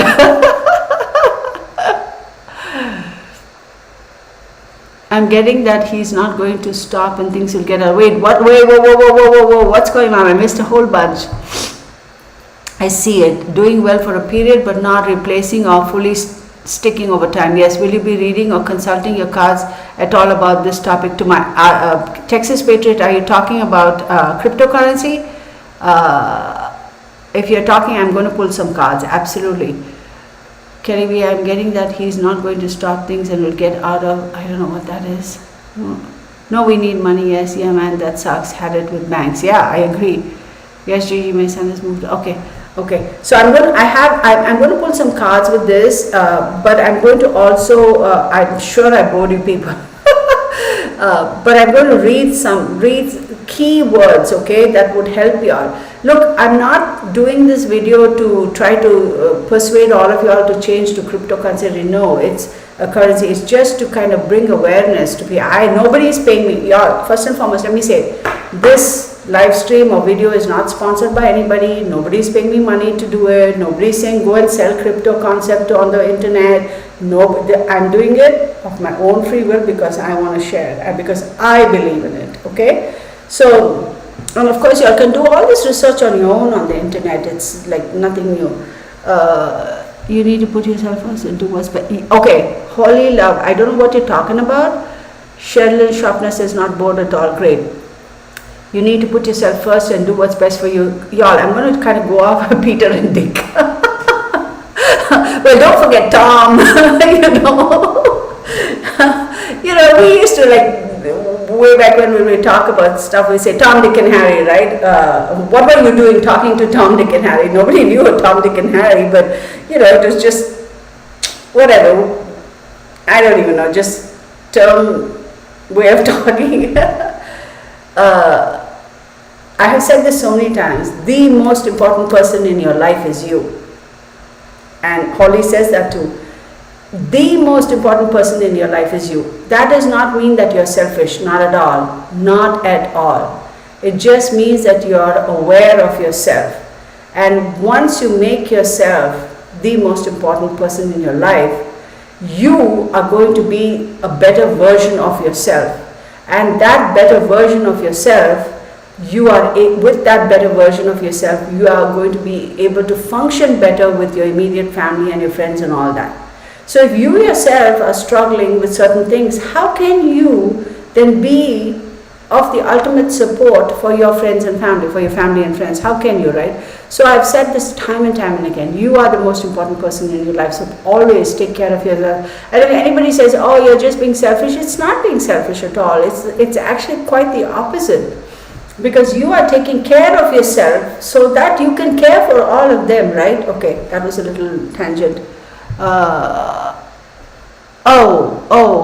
always look forward to you. No, don't apologize. We are talking about anything. I mean, this is a forum where we can all talk. Okay, so there's another thing with cryptocurrency. It's called digital ledger technology, right? What is a digital ledger, right? So with the cryptocurrency, remember I said when we go to a traditional bank, we have bank accounts with your name, let's say, Jane Doe, this is her address, this is her cell phone number, this is her age, your social security number, your whatever number, they ask you for everything, and you own this account, right? So there is a physical place you go, like to a bank branch, and you actually physically put the currency in there. In the crypto world, you don't have a physical bank where you physically go and put a physical tangible item in the account, right? It is digitalized. So we have something called a digital ledger, right? So it's like a bank account, but it's digital. So that account number is unique to you, and you best not be losing the password and username to that, because then you lost your account. There are stories where you can see people have lost $300 million because they lost a ledger, they forgot the password, they did this, that and the other, and they threw it away. Or you can also download it into those pen drives and they didn't realize it, they threw it and they can't find it, and there's no way you can go back and open that account. So there is an element of risk too. Like for example, if you lose your bank username and password and all, and you're doing online banking, then they lock you out, and then you have to maybe personally go to the bank or call in and jump through hoops to say, I am the bank account holder, this is truly me, so please give me access back to my account. So maybe that way there is a little bit more elevated risk as far as digital accounts are concerned, because you could lose your username and password, and if you haven't backed it up and you are not careful with retaining that information, the chances are nobody's going to steal your money. Your money is still going to be there, but you won't be able to access it. Okay, you as an owner, you won't be able to access it. That money, that's another advantage on the other end as far as digital currency and digital crypto and all that is concerned. It's not that easy for people to go hack and take your money away, right? Like for example, your bank accounts and all that stuff, we know, like on your computers and your cell phones and all that, people who do online banking, they say it's easy for people to hack into your account and empty your bank account. And if you have a credit card or a debit card, they'll go swipe it, and then next thing you know, $100,000 has come to zero because you lost it and some third went and drew out all the money. So that percentage of risk is not there with your cryptocurrency. But in the traditional banking, if you lose your account, username and password, you can go there and show them all your credentials and they'll give it to you. So that's a good thing with traditional banking. With the digital banking, if you use your username and password and you don't have backups and you haven't kept it safe somewhere, then I don't know, y'all. I mean, I have heard of cases where people have lost substantial money because they have lost it, and now nobody has stolen that, but they themselves cannot access it. So that money will always be there in your name until you find your username and password and you're able to go back and get it. So that's a disadvantage here. So something about drinking and all that. Okay, I'm going to have to go look at that. Okay, so that's that. Then let's look at, what is the, so with blockchain, right, this is what it's called. It's a system of recording information in a way that makes it difficult or impossible to hack, cheat the system. Okay, transactions are recorded with an immutable signature called a hash. Okay, so that's what I wanted to say as far as cryptocurrency is. it's very difficult for people to steal your crypto. Very difficult. So transactions are very safe, and then again everything is transparent, so really there's no hanky-panky going on. Okay, so that's the one advantage of crypto. Then something else I wanted to, because I feel like I'm losing your attention, I want to go through this really fast. So the thing with the SEC and why I don't have, and I'm going to put cards, why I don't have confidence in SEC is, remember Madoff, he was a chairman of SEC for a brief period of time, and he ended up being the biggest scam artist. And you look at all these SEC people, these big head honchos, insider trading this and insider trading that, and all that nonsense is completely eliminated here in cryptocurrency, for the most part. Unless this guy whose name is Musk, I'm not going to go into his first name, we all know who he is, he goes and makes a random statement on the social media, and then you see the prices fluctuate, and I'm sitting here and thinking, dude, why, man, just hush and go do your stuff, stop it. So people, for the most part, I recommend, if you ever do consider getting into cryptocurrency, please don't fall for all these so-called big names in the industry coming and putting their own 2 cents. They do that to drive it up and down, so that, you know, when people they make a weird, when Mr. Musk, screw it, I'm going to say his name, when Elon Musk went and made that statement, it did affect the prices of cryptocurrency. It kind of was volatile and people panicked, and unfortunately a lot of people lost money. So to a certain extent, yes, there was insider trading here too, because then all those other guys who were sitting on good money, they swooped in and they bought it all up. So when, before that statement, maybe there were 100 cryptocurrencies available worldwide, now all of a sudden, because these people went in and swooped it all up, now only 20 are available. So that drives up the price. So all the drama happens. So just like you would monitor your portfolio in the stock exchange, it's your responsibility to monitor your assets. Whether it's your portfolio in the stock exchange, whether it is something you have in your bank, whether it's your home, your car, it's your asset, it's yours, so you have to monitor it, right? So that's that. I'm going to stop with this, and I'm going to pull some cards, because please go and do your research. Even if you're not interested in cryptocurrency, just go look at the drama that's going on between SEC, stocks and securities and whatever, Exchange Commission and XRP. Is very, very interesting, and when you read that article, you will understand why the government is fighting very hard, at least the US government, not to accommodate for cryptocurrencies. Okay, you'll understand that. I'm going to pull a couple of cards just for this, and the question I'm going to ask is, what is the outcome of this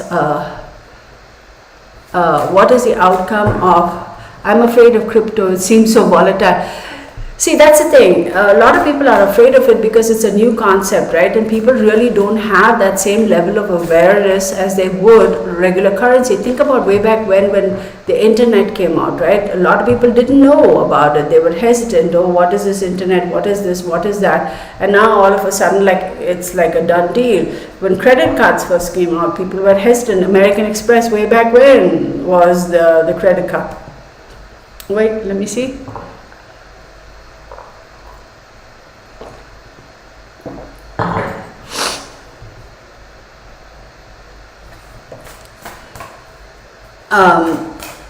So I was going to say, yes, it's because lack of knowledge. What do I keep saying, y'all? What do I keep saying? Knowledge is power. When you know, when you have the knowledge, you have the power to make informed, educated decisions. That's the thing with crypto. Just now people are kind of like, crypto has been around for more than a decade, okay? Just now people are opening their eyes and they're kind of saying, okay, maybe I should look into that. Maybe I should look into this. Remember, for example, when they came out with the Toyota Prius, right? What was that all-natural green vehicle? Initially, people were like, oh, what nonsense, and you know what? No, I'm happy with my truck. I put diesel or I put petrol. I'm happy with it. And now almost every car manufacturer has their green version, right? So you know, it's like that. It's lack of knowledge, right? Yes, you know why, a holy love? I know somebody who did Bitcoin and lost so much money. People have, because what happens is they don't do their due diligence, y'all. They don't do their due diligence. I tell people, even when I was in the financial services sector, I would say, please, okay, let me rephrase that. You are responsible for your assets. Why would you put that responsibility on somebody else? Why do you think John Doe, who's the head of some company sitting somewhere, somehow knows better what you should do with your money? Do you seriously think he gives a flip about you and your money? He's earning his $20-30 million salary. He couldn't be bothered. He will come out and make a statement. You think these bank head honchos are not communicating with each other? Just like I said, with the different governments and prime ministers and presidents and premiers of all these countries, you think they are not communicating with each other? You think the communication is limited only to those photo shoots that we see in the newspapers? They are definitely having meetings, and what transpires in those meetings are not made known to the general public. It's the same thing with the financial institutions and banks. They are in constant communication with each other. Each bank chairman or CEO knows what the other one's doing. They will be having their insider meetings and all that stuff. So they'll come out and say, hey, and this is what happens even in the stock exchange, in the stock market, right? They'll be like, hey, you know what, this is going to affect this business, so let's have somebody who's prominent in the public go and make this statement, and so that'll either drive up or bring down the price, and then we'll be sitting here and we'll swoop in from the back end and that's what happens. So people, if you are in cryptocurrency to make a quick buck, then of course it's like the stock market. The chances of you losing your pants is very high. But if you are in the cryptocurrency business, like the stock market, invest and leave it, because everything is not going to go up like this. You'll have spikes and then you'll have valleys. You'll have spikes and valleys. But if you have the wherewithal to ride it, you will come out smelling good. Unfortunately, a lot of people want to make quick money. We have heard cases of people have gone and sold their homes, y'all, to invest their money in crypto. Like, how crazy is that? Why would you put all your eggs in one basket if you are only now learning about it? Biggest mistake ever. Distribute the risk, right? You do not want to put all your eggs in one basket. Common sense, right? Distribution of risk, right?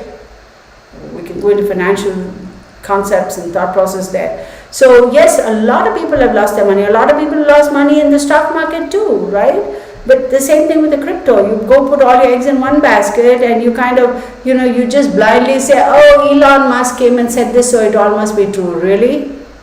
I'm not dissing Elon Musk. He's brilliant. He's Tesla, yada, yada, yada. I mean, look at him. He started from nothing, concept, an idea, a dream, and he's accomplished so much. So hats off to him on that. But really, losing $100 million for Elon Musk is nothing. But on the other hand, for an average citizen, losing $100,000 could be devastating. So think about that, y'all. You have to do your own due diligence. You have to do your own research. Don't just absorb all this information, but don't just blindly act on that. You go and look at the charts. You go and see how it's fluctuating. You have to pay attention. You have to see. You have to research. Why did Elon Musk come and say this? Why is the SEC giving XRP such a hard time? Do you know that XRP is saying that some people in the SEC actually own part of XRP, and then they are saying, oh no, this, that. It's a whole big drama. And here's the smartest thing that XRP has done. XRP has hired some ex-SEC employees to join their company. So XRP is sitting tight. The reason they hire all these guys is because they know inside of SEC, how SEC works. So I'm absorbing that talent into my company because I want to have the inside knowledge so I can form my make my strategies, right, and be able to come out with a better product. That was the reason why they went and hired people like that. Now, why is it there's always this big trade, for example, I'm going into a different tangent. Footballers, I'm going to go to some NFL team and I'm going to try and buy out their quarterback or I don't know much about all that, but I'm just saying quarterback because apparently quarterback is the biggest I don't know, y'all. I am not into football or baseball. Okay, so and then they're willing to pay so many 100,000 or millions of dollars to buy that because they are like, oh, because he's going to bring this value, intrinsic value into this team, and that's what we need. We need that shot of whatever, right? So it's like that. They go and hire all these people because they want the inside knowledge. And once they have that inside knowledge, then they're able to form a better plan and come out with a better team and make a better play and win the game type of thing. So that's. Okay, so something's going on between Gigi and Kelly B. They're having a conversation, and I'm just seeing it. I mean, I'm not saying anything negative, like this is an open forum. It's to help each other, right? I'm game for it, but I'm curious to know what that is. And I want to go, yeah, I lost some when Elon Musk spoke out, but it's going back up. Yeah, see, that's the thing, Gold Star Mom. It's a question of hanging in. Unfortunately, here's another thing. Think about it. Consumers, we're all consumers. Consumer mentality, consumer psychology is such a vast, incredibly fascinating subject, right? It's industrial psychology. You know, when people say, oh, I'm going to school, I'm going to study industrial psychology, I'm going to study consumer psychology, they'll be like, what? But really think about it, they are such interesting subjects because consumer psychology is a phenomenal area that is hardly delved into. Okay, hardly. You think about it, starting from advertising for McDonald's, advertising to Nike, advertising Calvin Klein jeans. How much of that affects our psychology as consumers, which is what drives us to go and buy a particular product from a particular company. So think about it like that. So yes, you know, it's all about consumer psychology. It's like the fear of the unknown. Oh my God. Okay, one more time. I am not dissing Elon Musk. God knows the man is brilliant. Okay, that's why he owns Tesla and I don't, right? I'm not dissing him. But the problem is, consumers for the most part blindly follow all these guys. Oh, if he's saying it, then it must be true. Like, how can you be so blatantly trusting of somebody, right? And it's not just you. A lot of people have made these mistakes. A lot of people lost their pants. So, you know, it's something that we need to kind of, you know, and again, for people who are just getting into crypto, there's that, as a novice, you know, you go through your process, right? And then once you get the hang of it, then you'll be like, aha, now I know. Right? So there is a slight learning curve as well. So that's there too. So my question for my cards is, wait, somewhat.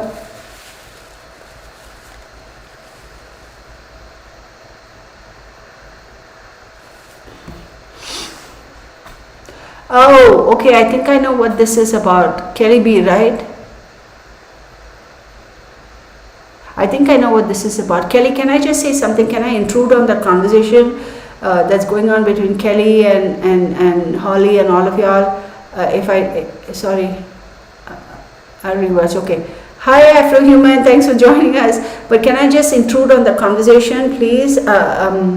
With due respect. Kelly, it's not your responsibility to fix everything that's broken. Some things that are broken cannot be fixed. Okay? As long as if you sit and seriously give it thought and go deep within, and you are not going to lie to yourself, you're not going to sugarcoat stuff to yourself. Okay? Don't sugarcoat stuff to yourself and don't lie to yourself. Be very transparent to yourself, okay? And think about it and ask yourself this question. Have I done everything I possibly could do to help this individual? Yes or no? If your answer is yes, that's all you need to know. Okay? There are some things you cannot fix. There's another thing, regardless of what the physical health is or the mental health is. Okay. Second thing, you can lead a horse to water, but you can't make it drink. Okay. Third thing, the most important person in your life is you. It is very difficult for us as human beings who have emotions and feelings to kind of, you know, cut our ties and walk away because it makes us question ourselves. But if that means that you are jeopardizing your own mental state and your own health and your own physical state, then you have to part ways. And I do believe you're talking about your hubby, right? Are you not talking about your significant other?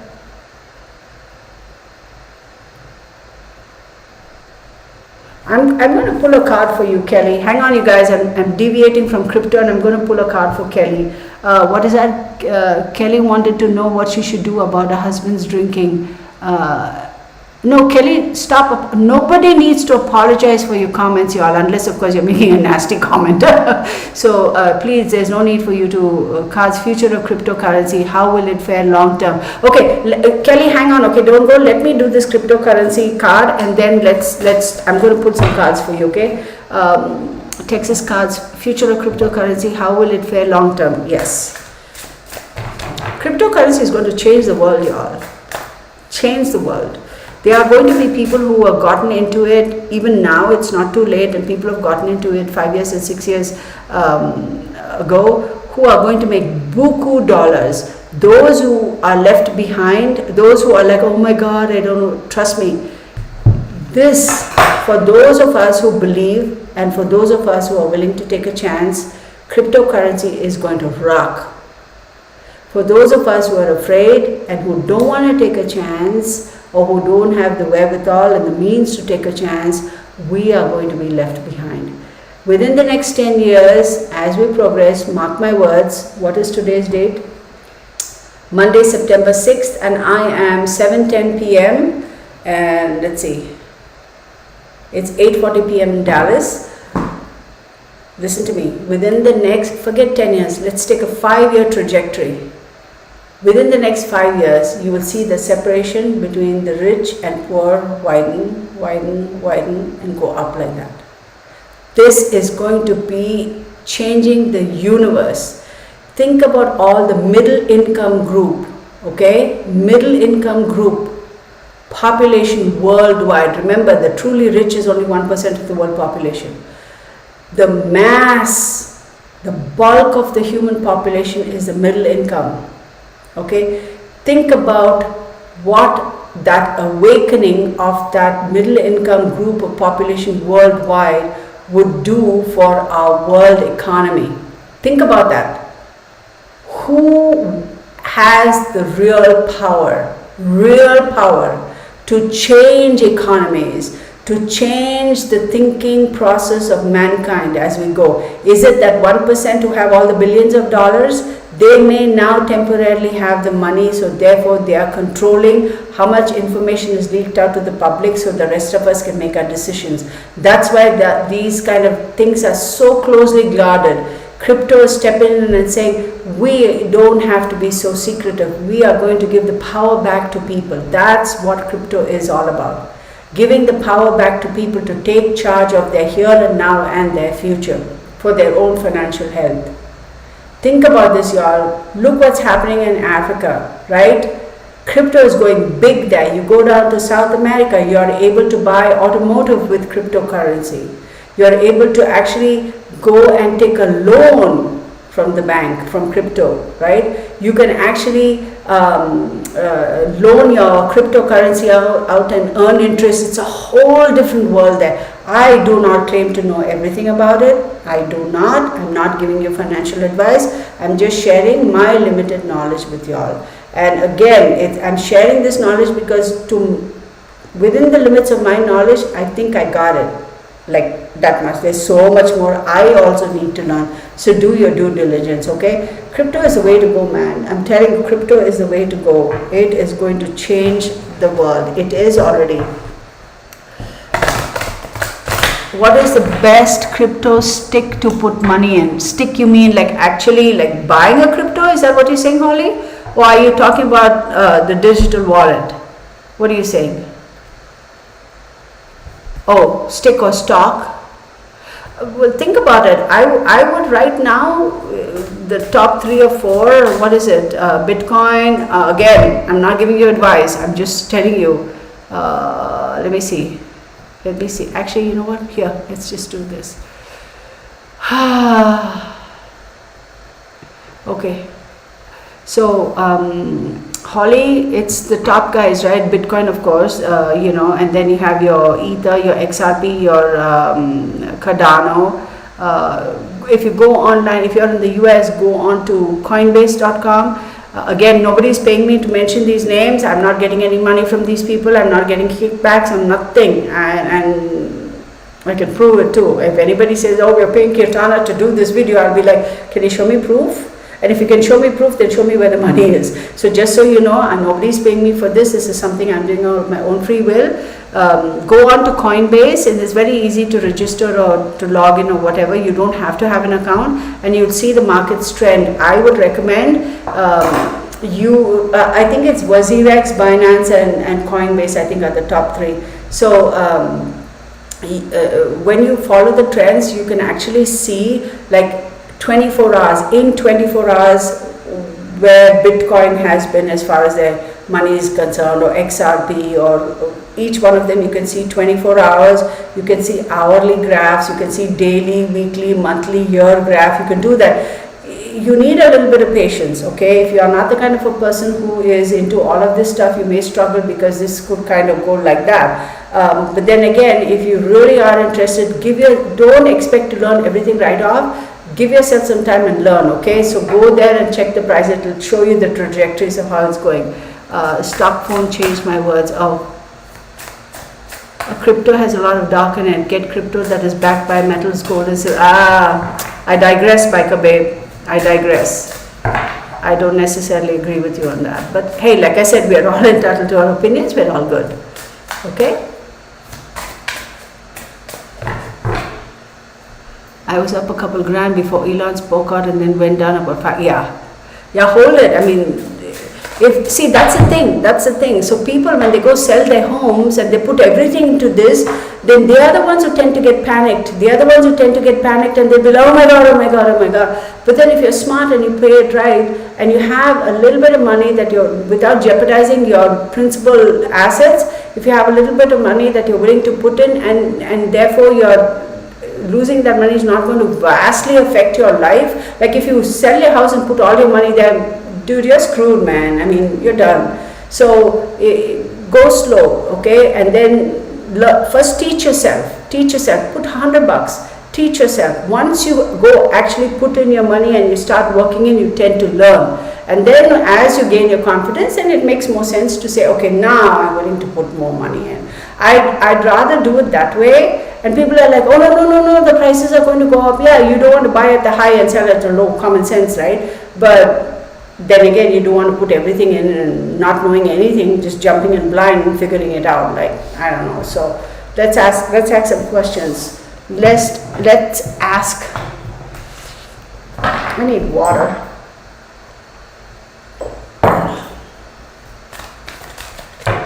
So my question is going to be, come on now. I'm going to ask a question which I actually wanted to, and that's about this whole case between XRP and SEC, and then I'm going to see about crypto.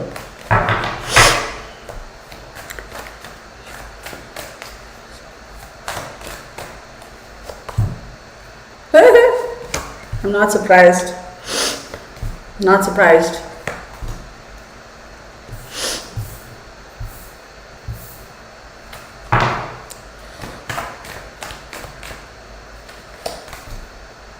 Yeah, the prices are going to go up, y'all. XRP, the prices are going to go up. Let me show you the cards I got. Okay? Because I wanted to ask this question about this. Okay? So here's what I have. I have the Queen of Wands, the 8 of Cups, 10 of Cups, Queen of Swords, and 8 of Wands. So this is specifically a draw for the battle between SEC and XRP. We all know there is a female judge. Okay? That's her. Okay, she's the one, a female who's a judge. The judge is a female. Did I say it correctly? There is definitely going to be instrumental in propelling this forward. Now we have the Queen of Wands, right? And as we know, the Queen of Wands is all about, somebody who's a feisty person, who has a confidence, who's self-assured. And then we have the 8 of Cups in the traditional tarot, right? In the traditional, what is that on my desk? It's all about withdrawing, retreating, moving on, abandoning, etc. Right? So we have the Queen of Wands, a really feisty person who's like, I need to move. Withdrawing in this case doesn't apply. It's almost like saying that we need to move away from this and move towards something. And what are they moving towards? They're moving towards the Ten of Cups. What is the Ten of Cups in the traditional tarot? It's having the love and support and the contentment and being able to rejoice and have it all, right? And then you have the Queen of Swords, and the Queen of Swords is stepping in and she's saying, 8 of Wands, baby. She's like, she's going to take speedy action, quick changes and news is arriving. Definitely, definitely, definitely. I would say within the next week, we are going to hear quite a bit regarding this drama going on between SEC and XRP. I personally think that it's a really intense battle. There are very high stakes, in my humble opinion, very high stakes. So I'm going to say that there is going to be some kind of a settlement trade-off, because the SEC is not going to come out and say, oh, we accept our mistake, we effed up. They're not going to say that. They're going to hem and haw like they usually do, because they all have to save their heinies, right? I mean, it's like a CYA for them, and you know how I feel about SEC. So they are going to be like, oh, but this, that, and the other. So I feel very strongly that there's going to be a little bit of a trade-off. Now, I will say that there is a lady who is the Queen of Wands who, and I know for a fact, and she's showing up there, which is amazing. She used to work for SEC, but then after she quit there, she got recruited by XRP, and I don't know what capacity, maybe an advisor or whatever. She is also instrumental in helping XRP in maneuver through all the mumbo jumbo of SEC, because SEC is like I said, they are the freaking mafia people. I mean, whatever. So I have a feeling that the way this thing is going to settle up is, I don't think XRP is going to get a flat out win, like they're saying. The judge is going to say, boom, XRP, you're 100% right, you win, you go. But either way, XRP is going to win, because it's going to be almost like a little bit of a compromise. SE is going to come around and say, oh, but you know what, we won't do this, but we would do this, and then they're kind of going to have a small amount of a settlement, simply because there's so much at stake for SEC. SEC is, there's so many people, the government, y'all, the government. SEC, we all know. You think the SEC chief is not sitting and talking to, whoever's sitting in the White House, and, Pelosi or Biden or Republicans or whoever. I mean, come on. Seriously, if they say, oh no, we don't talk to each other, it's like a bunch of bullcrap, please. It's like they're all in cahoots with each other. There's a lot at stake. You think all these politicians and all that have not invested in crypto? Heck yeah, they invested way before we did. But for them, the 100,000, 200,000, the 100 million, 200 million dollars, for them that is their disposable income. So they didn't have to worry about it. They put it in and they forgot about it. They're like, yeah, we don't care. This money is not going to make a difference. But for us, heck yeah, $100,000 is a big money. So we are like heightened alert, right? So come on. So the SEC is not going to outright come out and say, I'm sorry, we effed up, right? And the judge, I have a feeling, before she even passes this judgment, if the judge were to pass a judgment, XRP individually, before any settlement or compromise, XRP has won the case. They are sitting on such a strong point. Their case is so strong, they're going to win flat out. But they're not going to let it get to that far, because of the stakes and the stakes for SEC and the kind of people who are involved behind the scenes in SEC and control it. Yes, they do control. They are going to come around and say, you know what, we better resolve this right now before the poop hits the fan and we all get splattered with the brown stuff. And they're going to come around and say, oh, you know what, we'll do this, we'll do that, and we'll kind of compromise. So if they take that route, even then XRP is going to win. XRP, one way or the other, is in the upswing, man. So if I'm not going to tell you what to buy, I am going to buy XRP. That's what I'm saying. So that's that, because it's a very, very interesting case. And there was, and I'm going to say this, the next question is going to be Renee, no, what is your name? I don't know. Who's that? Wait, I don't even know what I'm talking about. I don't want to say that. Okay, Squirrel, right? Texas Patriot, you asked, you asked, XRP is backed by silver, I believe. Oh, so you were talking about, okay, Biker Babe, now I understand what you're saying. I get it. Okay. I misunderstood you. I thought you said, like, I would rather buy metals than buy crypto. That's what I understood. Okay, I get what you're saying. Yes. You're right. Okay. Woo, baby. All right.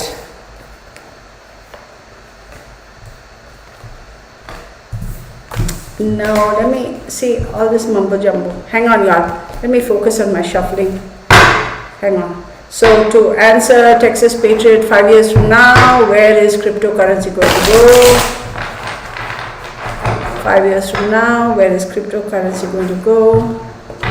5 years from now, where is cryptocurrency going to go? 5 years from now, where is cryptocurrency going to go? Ooh, baby. All right. Okay, so I'm just going to take that. And I'll show you the cards. Oh, wow. Is it any wonder that I get only, 1, 2, 3, 4, 5, 6 out of the 6 cards, I get 1, 2, 3 coins. Let me show you. Okay.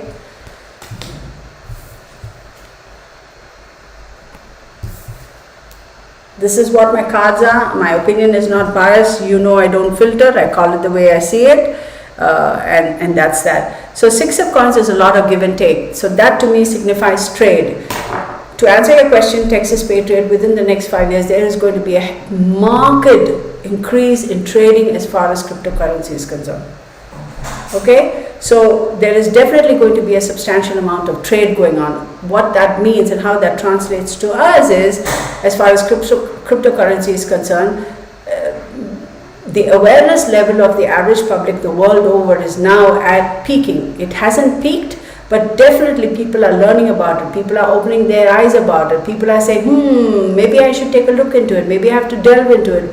Maybe I need to research into it. So once the awareness is heightened, then people will start, then again, knowledge is power. So then now you're in a situation where you can make better, informed, educated decisions. So there is going to be a tremendous amount of transactions, so that give and take.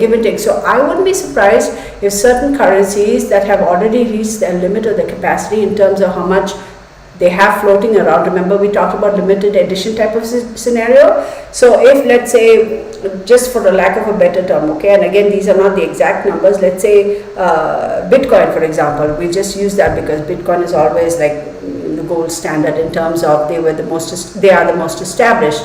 Doesn't mean that they're always correct. But let's say they have only 100 Bitcoins going around the world, like I said, they have only 700 Louis Vuitton bags, right? So there's going to be a lot of transactions, and once they reach that saturation point and all of it is sold out in the market and nobody wants to, there's nothing more to buy, right? From Louis Vuitton, only 700 bags, so no more to buy new from Bitcoin. That's when you're going to see the prices jump. It's going to be almost equivalent to Manhattan, for example, right? Or Long Island, for example, right? There's only so much real estate. You can only build so much. You can't build any more this way. Unless you start putting pylons in the ocean and start encroaching ocean space, then that's a whole different ball game, like what they've done in Dubai somewhere, right? They've actually encroached onto the ocean and they built little cities and stuff, which I think is crazy because now you're ruining the oceans, right? But anyhow, so once you realize you can't expand this way, then you have to start going vertically. And how does that translate to us? So once we realize we can't go this way, then we'll start going vertically, and then we'll start buying one Bitcoin for even more value, because the price of that Bitcoin is going to go up skyrocket. That's really in the simplest form the way I can explain it. I don't know if I'm making sense. And then we have the magician. What does the magician mean in the traditional tarot? The magician is all about having that power, all about having that energy to be able to summon new ideas, new thought processes, new concepts, new, to be able to create magic, to create something out of nothing, to have that ability to say, you know what, I now can do this, this and this, wherein earlier I couldn't, or I'm the only one who can do this, this and this, and earlier I couldn't. Yes, the magician has his swords, he has a wands, he has the air energy, or he also has a coin. Like if you look at this card, the magician actually holds everything. So he's, the wand, right, the sword, the coin, and where's the air? Oh God, I can't see it. The air is somewhere here. See that? So the magician basically has access to all the 4 elements. He can create magic out of any of the 4 elements, or a combination of any of the 4 elements. And then you have the infinity symbol here as well. So that is to having the ability to create something, and it's going to be infinite, right? So it's going to drastically change the economics of the universe. Absolutely. And then we have the King of Coins. What does the King of Coins mean? Right? The King of Coins is all about somebody who is practical, who is leader, who is a wise investor. So people are going to really open up their eyes to the possibilities of investing into cryptocurrency. I'm telling you, y'all, wake up now, because if you get left behind, there is no way. Once all this reaches, this is the time to get in. Is it too late? Maybe not necessarily, but you can still get in now. Once we have finished, like once all the limited edition Louis Vuitton bags are sold, then lesser people have the means to be able to buy it. You know what I mean? Because maybe more people could have afforded the $1,000 piece, but lesser people can afford the $10,000 piece. It's the exact same concept here, right? Maybe now more people are able to afford buying cryptocurrency, but once they have finished, right, the limited edition, and there's no more new to buy, they're not making any more new, then the prices are going up, and how many people can afford those prices, right? So this is the time to get in. Do your research. If you're interested, educate yourselves, okay? And don't just blindly go off what anybody is saying. Don't just blindly go off what I'm saying. You are responsible for your actions. You do your due diligence and make your decisions, okay? That's then oh my goodness. Then we have the 6 of Cups, right? And then we have the Queen of Coins, okay? And then we have the Wheel. How does that help us? 6 of Cups. 6 of Cups traditionally is about nostalgia, okay? Reunions, going back and thinking, and you know, that sort of stuff. Something from the past. Then we have the Queen of Coins. What is the Queen of Coins? Like we all know in the traditional tarot, Queen of Coins is somebody who is very resourceful, okay, and also it's all about materialism. And then the Wheel of Fortune, as we all know, is ruled by Jupiter. Jupiter is about power, movement, fortune. Jupiter is about go big or go home. I'm not seeing Saturn here. So Jupiter is go big or go bigger or go even bigger, right? It's like that. So with the 6 of Cups, there is going to be a lot of nostalgia with a lot of people saying that I should have done, I shoulda, woulda, coulda type of thing. You know, 2020, hindsight and all those other things. So there is going to be a lot of regret by a lot of people. Then we have the Queen of Coins, because people are going to realize automatically, because they're not following the traditional financial organizations or financial houses, automatically how much money they're saving. Remember I talked about service fees. You have a fee for this and you have a fee for that, and you have a fee for that fee and that fee and that fee. Right there, half your money is gone in freaking fees. Right? If you're able to just save all that fee, how much more money will you have at your disposal to be able to, you know, spend on whatever you want and do whatever you want? Think about that. Just think about it at that, right? So people are going to be like, oh shoot, like, you know, I wish I'd done this, I could have saved all this, and now would I have the money for this, this, and this. And then you have the Wheel of Fortune. I'm telling you, y'all, cryptocurrency is really, really going to propel modern mankind, as we know it to be what it is today, to a different level. Now, is it an easy ride? No. Way back when, right?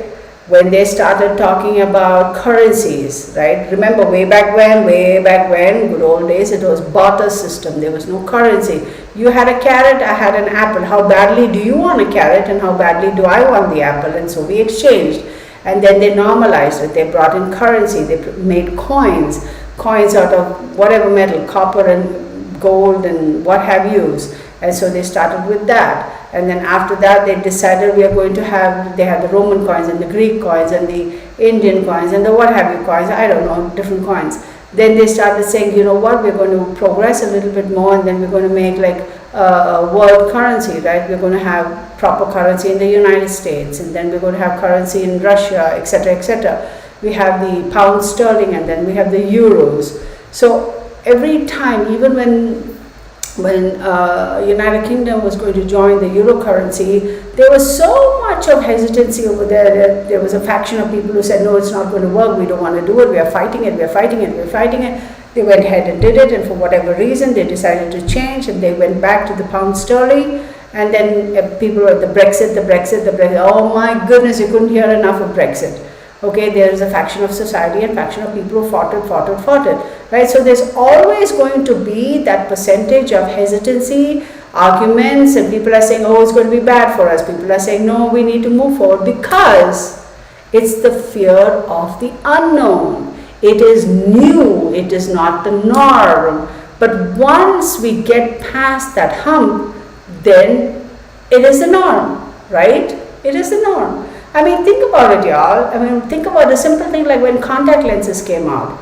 I mean, how many people said, oh, it's not going to happen, or it'll stick to your eyeball, and then it'll all fuse, and then you'll have a big piece of silicone or plastic, whatever they make the contact lenses out of. It's all going to be stuck to your eyeballs, and oh my goodness, okay? And people fought it, nobody bought it. And then slowly the momentum built, and now it's like the norm. I mean, contact lenses, little kids are wearing it, right? Then they said only you have to be above the age of 18 to wear contact lenses. And then now they're like, if you can wear stick something in your eyeball, I mean, contact lens, you're fine, doesn't matter your age, if you can take care of it, right? So there's the same process, like when they were talking about artificial intelligence in terms of using AI for surgeries. I mean, they were like, oh my God, the doctor is sitting somewhere and he's going to look through something and the robot is going to come and do the surgery. Hell no, I am not going to let a machine do the surgery on me. No, thank you. I want the doctor over there who I can touch and, talk to, and I want him to use a scalpel and do the surgery. They got past that, and look how far science has advanced, surgery has advanced. They're making bionic this and bionic that. I mean, so it's the same thing. As human beings, we are wired to not easily accept anything new for some reason, okay? It's the fear of the unknown. Definitely this momentum is going to pick up, and I'm telling you, with the wheel card and the Jupiter over there, it's like really going to take off, absolutely. And hang on one second. So 1, 2, 3, 4, 5, 6, 7, 8, 9, 10. Between the next 8 to 10 years, y'all, I'm telling you, I'm not going to say 5 years, but between the next 8 to 10 years, I wouldn't be surprised if at least 75% of world transactions, right, switch to cryptocurrency. Absolutely, slam dunk. Okay, at least at the very minimum, 75% of transactions worldwide, business transactions, daily transactions, happen in cryptocurrency. I'm going to go so far as to say, people are going to say, now they ask, you want me to load your salary on those little cards, I don't even know what they call, or you want direct deposit. I guarantee it's going to transition. Companies are going to say, hey, you want your salary in traditional currency or you want it in cryptocurrency? I mean, to that extent, right now people are transacting in cryptocurrency. Like I said, somewhere in South, and go do your research, somewhere in South America, people are able to buy automotive vehicles using cryptocurrency. They are accepting that, and so on and so forth. So all that's happening, and it's definitely changing, and change is coming. So that answered that question, and I wanted to do a quick poll for Kelly, right? Kelly, since everybody's talking about this, I'm going to.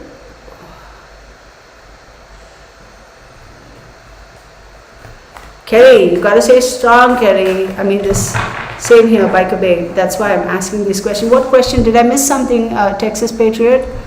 Biker Bay. It's gambling at this time. The world is unstable. I buy physical stuff. Yeah, I mean, to answer your question, you're absolutely right, Biker Babe. Everything is a gamble. Everything is a gamble. Right? Any transaction is a gamble. Like, how do you know?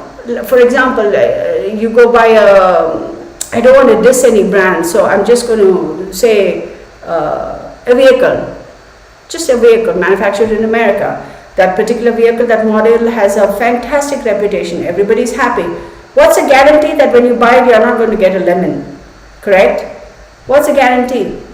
The same way. Stock exchange, there's a gamble. Crypto, there's a gamble. Even buying metals and silver and gold also, there's a gamble. Right? Because here's the thing. At some point in time, remember way back when they used to have, your financial stability and worth was judged by how much gold you had. Now think about how the United States itself is shifting with regards to having bullion as opposed to the money, right? And also at some point in time, the value of gold and silver and precious metals is going to start diminishing. Look, here's the thing, y'all. Here's the thing. Even with crypto, once we have reached that finite level and consumed all that there is to consume, for example, with Bitcoin, I'm just going to say Bitcoin because it's always on the top, right? There is going to be somebody else who's going to pop up and say, you can't do anything more with Bitcoin, so I'm going to create a new cryptocurrency. That's why we have so many different cryptocurrencies, right? It's not just Bitcoin or not Ether or not XRP. There's different kinds of Bitcoins out there. So whenever something reaches saturation point, it's at that time that creativity propels and kicks in and people are bringing in something new, right? Because nothing can go up to that level and stay at that level. Nothing can. It's physics. So even with gold and silver, my opinion, again, like a babe, it's my opinion. Gold and silver and diamonds and this and that and all that stuff, nothing can shoot up to the level and remain at that peak. At some point there is a cycle and it does fall. Let's talk about our economy, for example. And all of this ties in, right? People, again, let me preface this by saying this is my opinion. People always say, oh, the Democrats came in and ruined the economy, and oh, the Republicans came and ruined the economy, oh, this president did this and that president did that, and that's why everything went to pot. Well, here's the thing. Let's leave the politics out of it. If you just purely look, yes, certain decisions, certain rules and stuff that they pass and the government has an impact on the economy. There's no doubting that. But economies are cyclical in nature. Okay? Any economy, any country, they're cyclical in nature. You look at the economic graphs of any particular country, there is always going to be the waves. You can't keep going like that and stay right there. The higher you rise, the harder you fall, right? So every economy goes through its phases of whatever the cycle. It has to go through that. It has to. It just has to. Okay? You take, for example, even the real estate market. You see it climbing, and then all of a sudden it goes boom, it stalls, and then it starts going down. Right? Anything you take, economy, currency, a particular product, whatever you take, it's just the way it is. It is physics. You can't deny it. So I have never bought into the concept of saying, or the thought process of, oh, this particular president or this particular prime minister, what a doofus, and because he said this and this, look at the way the economy is.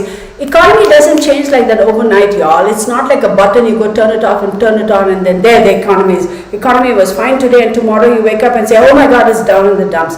It cannot change so quickly. It cannot. It's not like, you have a full glass of water and you toss it and all of a sudden your water glass is empty. It's not like that. That's not how economy per se works. There is a momentum. It has to go through its phases to reach that point. It's not like, oh, you're up and boom, you're down. It's not like that. Maybe the stock market, like I said, some ding-dong CEO of a company goes and makes a ding-dong comment and everybody starts getting the knickers in a twist and then you see the stock prices going down. Sure, that's possible. I'm not denying that. But the economy as a whole per se, it cannot fluctuate so drastically, so quickly. There has to be a momentum for it to go and for it to pick up speed and go through its phases before it starts coming down. So it really doesn't necessarily mean that because of a particular president, yesterday, I won't even talk about the party. Yesterday party A was in power and today party B is in power. Because party B is coming to power today, the economy has tanked. It can't tank that fast. You know what? Okay, that's again my humble opinion. So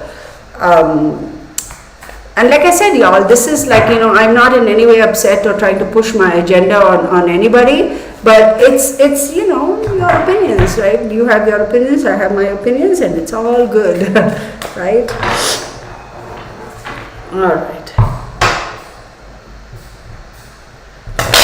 Kelly B, this question, y'all, because Kelly seems to be in a bit of a tight spot. I usually try not to do readings. Grow pot. Move to Virginia, grow pot. Gigi Jardine. Biker baby, buy in bulk. What, you buy precious metals in bulk? Good for you. Good for you, girl. If you have the wherewithal to buy it in bulk, have at it. The only thing I buy in bulk is when I go to Costco. Okay? Shit. Oh my goodness, girl, listen, if you got the funds to buy precious metals in bulk, good for you, good for you, you rock it, you kick butt and take names. Like I said, for me, bulk buying is when I go to Costco, so there we go. Kelly B, this is for you, honey, hang on.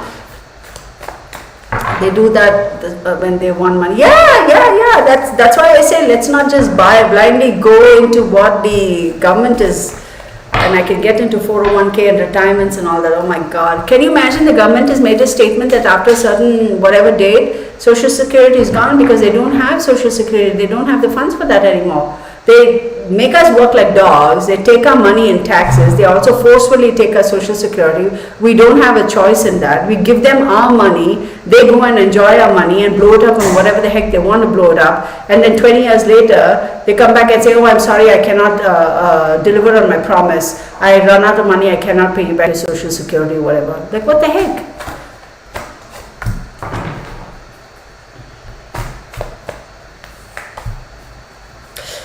Okay, Kelly B.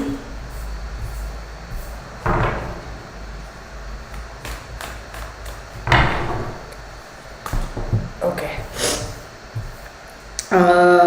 This is for Kelly B, right?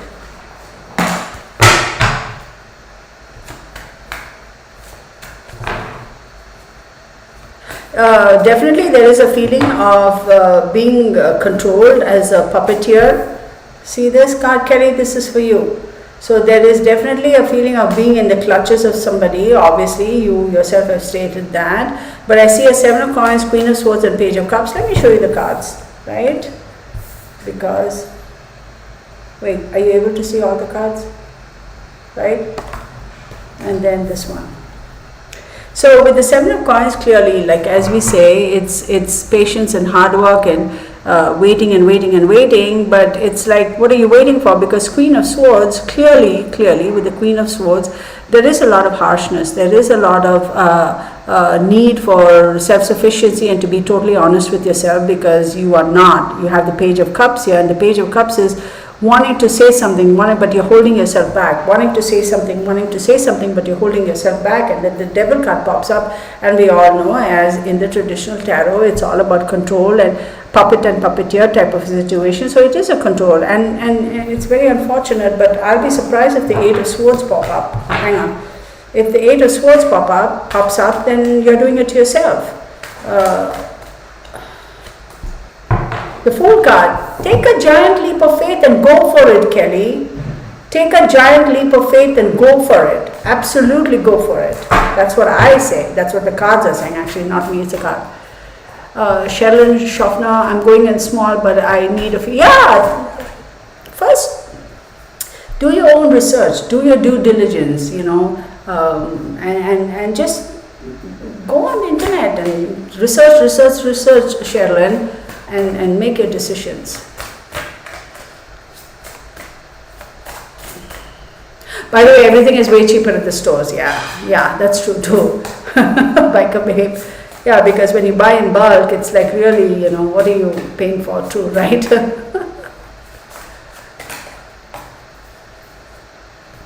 Oh. Yep. Kelly, here's what's going to happen. If you don't make this decision, the decision will be made for you. It's as simple as that. It's as simple as that.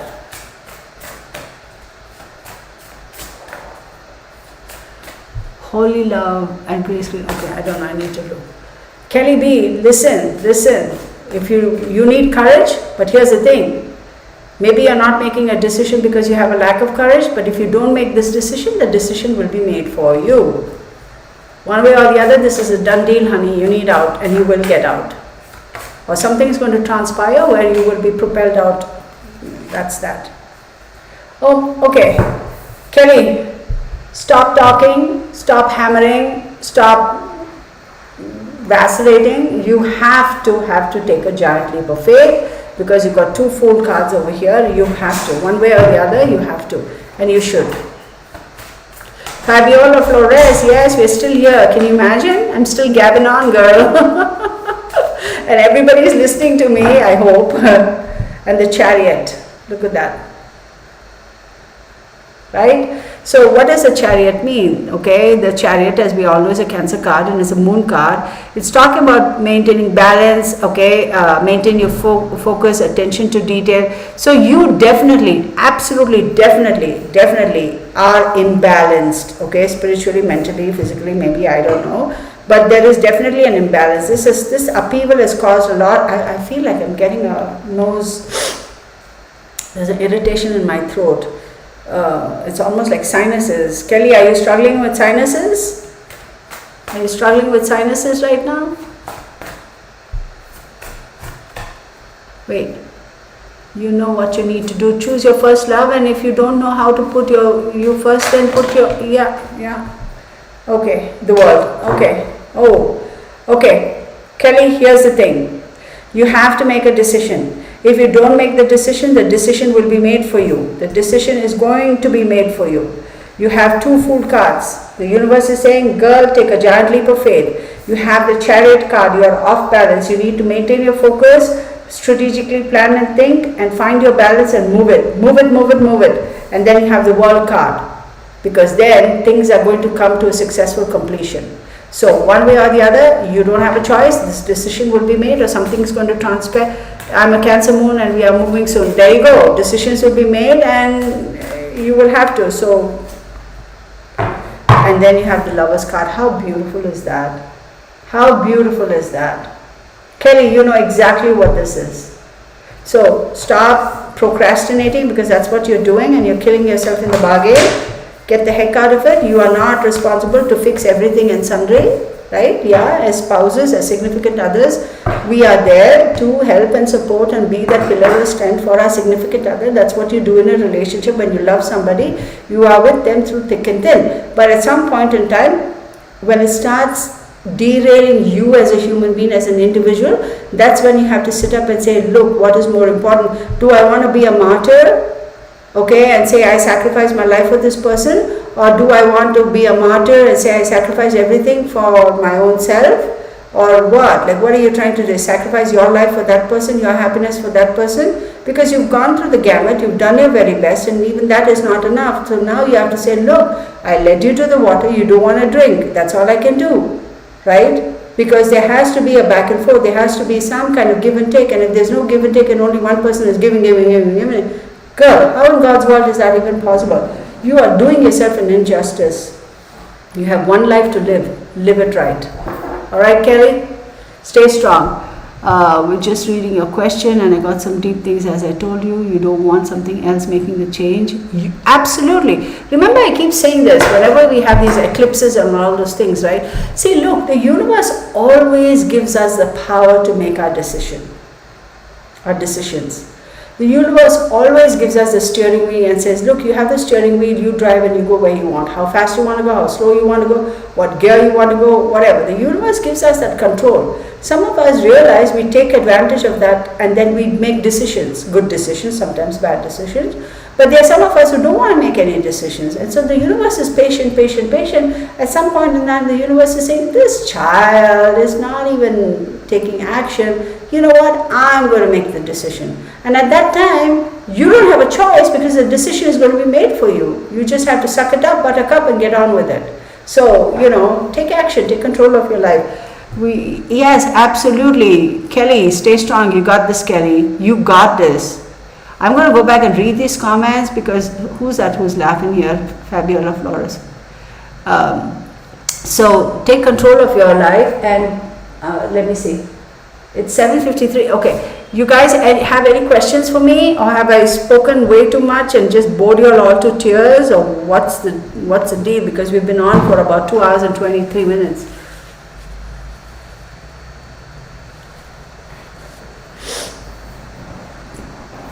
Praying for Kelly. You will be added to my prayer. Okay, awesome.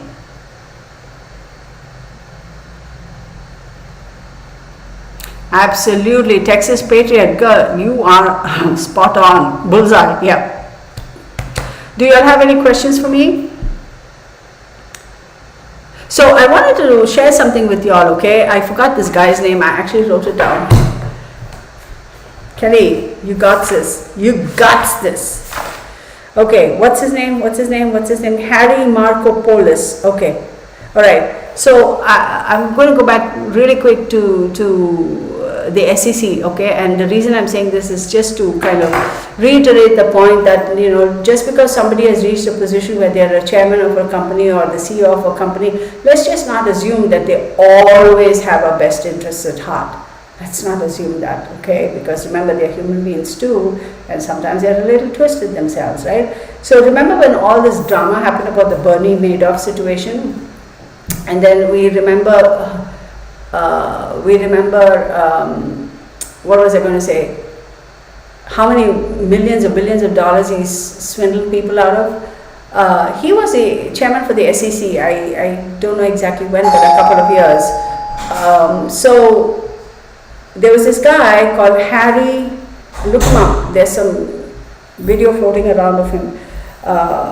Who was a whistleblower? It was Harry Markopoulos. Okay. He was a whistleblower. So how it happened was, Harry was working for another company at that time, another financial investment firm or whatever. So his boss came to him and said, hey, you know, this Madoff fellow is, you know, and Madoff had a great reputation because dang, SEC chairman, he retired and started his own, you know, whatever investment thingamajiggy. So on that fade, it's like the SEC chairman is never going to cheat us. I mean, come on, how can we even doubt him? How dare you doubt him? Let me go give him all my money, right? Because he was the SEC chairman. So, what? So, Gigi, Jardine, my husband is so sick, going to get COVID test done tomorrow. I hope it's not COVID. And even if it is, I hope he gets better. I don't think it's very serious. I think even if he has COVID, Gigi, what I'm sensing is it's a mild thing, controllable. So I wouldn't fret. But is it really COVID? Because I'm kind of doubting that. Get the test done, duh, of course, right? Sherilyn Schaffner, oh my God, look at, oh Sherilyn, thank you so much for your generosity. I appreciate you, thank you.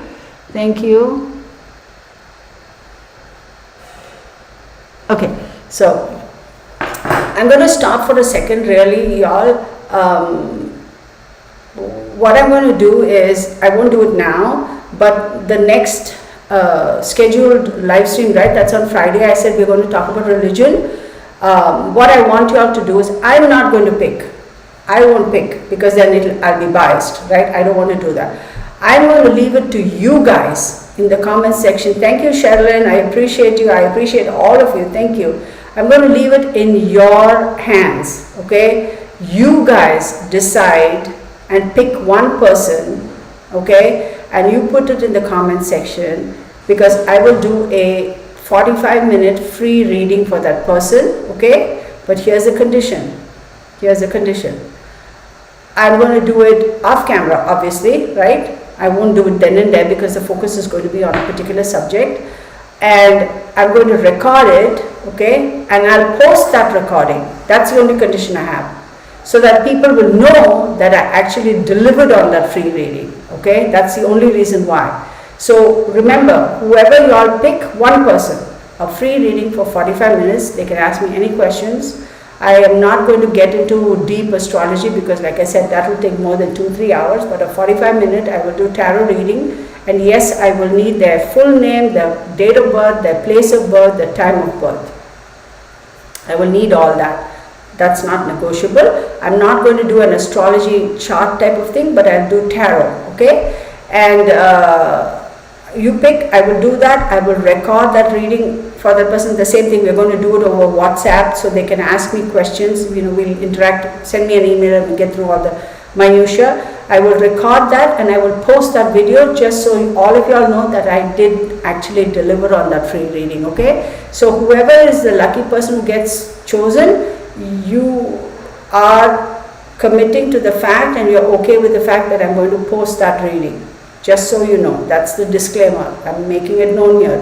If you don't want that personal reading, even though it's free, to be posted out there, then please back out at the time of your selected name. Then we can choose somebody else. Let's understand that really quickly.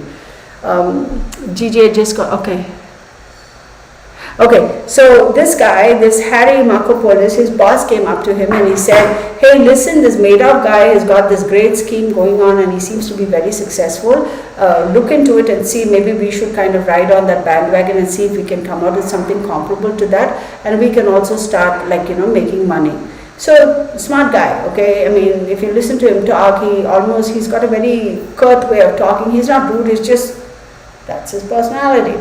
So he went and researched into it, and right off the bat he said, I could smell and see that it was bah humbug and this was nothing but a scam.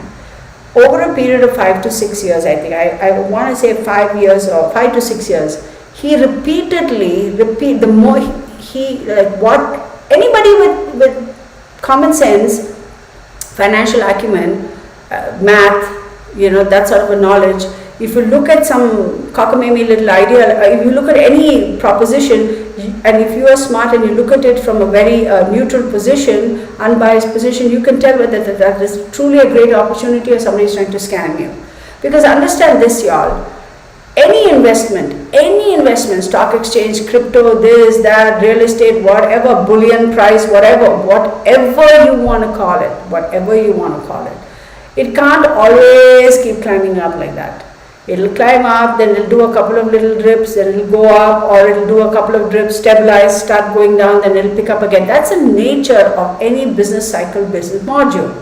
Even Biker Babe was talking about gold and silver, right? Same thing. At some point in time, the resources, gold and silver is not infinite. There's a finite amount of gold and silver, precious metals, etc.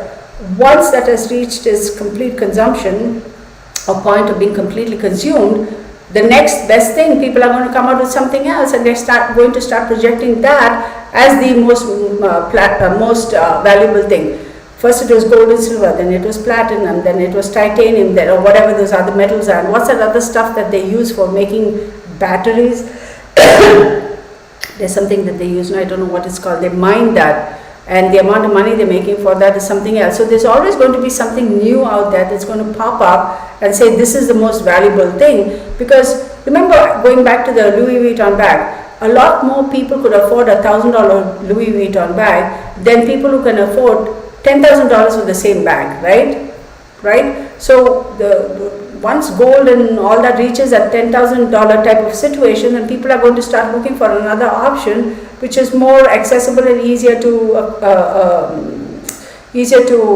accrue, right, at a lower price point. And then once that reaches a saturation, then something else is going to pop up. So that's the cyclical nature of everything. Anyhow, so this guy looked at this module and he's like, this is bah humbug, because he's showing up and up every single month after month. He's going up. He's had a couple of itty bitty dips, but really those itty bitty dips are not proportionate to the rise. I mean, there's got to be a little bit more of a valley than a peak, and he's just looks like the valleys he's showing is like really insignificant. So it raised some red flags. He did his own research and he found out that this was just bah humbug. Over 5 years, he wrote repeatedly to the SEC to say, hey, these are the red flags. This is what I'm saying. Please do your due diligence. I'm bringing it to your attention. As a morally obligated citizen for the rest of the citizens in the world, he did his due diligence. He brought it to the notice of SEC. What did SEC do? Nothing. They did jack. They did absolute jack. Why? Why did they not do anything? Who are you talking about? Bernie Madoff. He used to be the ex-chairman of the SEC, cahoots with all these thieves, these bandits. They're all a bunch of thieves, y'all. They're all a bunch of thieves. That's my opinion. Okay, if you have anybody, a friend or a family who works for the SEC and you get offended, too bad. Please click and get off my channel, because that's my opinion and I'm sticking to it. And I'm not saying it just because, oh, I'm trying to be a bitch and no, it's based on facts. That's why I so strongly believe that they're all a bunch of thieves. So that's what I'm saying. And then the SEC did nothing about it. Because they're all in cahoots. They're all in cahoots. You seriously think that it was every single person who invested in Bernie Madoff lost? Everybody lost. Except him. I wouldn't buy that.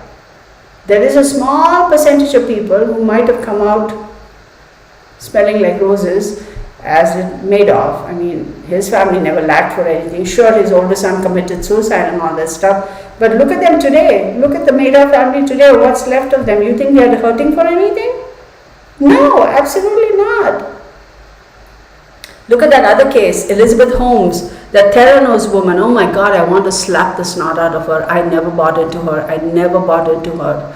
There are some people out there, y'all, celebrities that from the very get-go, I've never bought into them because I have sensed that they are nothing but bah humbug. And if I mention names, everybody's going to get their knickers in a twist. But maybe because I'm a psychic or an empath or whatever, I sense that energy and I'm like, oh my God, if only people knew who you really were, they would like kick you to the curb. But anyhow, Elizabeth Holmes from Theranos, I mean, you look at her and you can tell she is nothing but a psycho dingbat, okay, and a scam artist, a complete scam artist. And her boyfriend, some Indian fellow, I don't even know what his name is, he's another bigger douchebag. And it's like, what in the world? She was able to scam.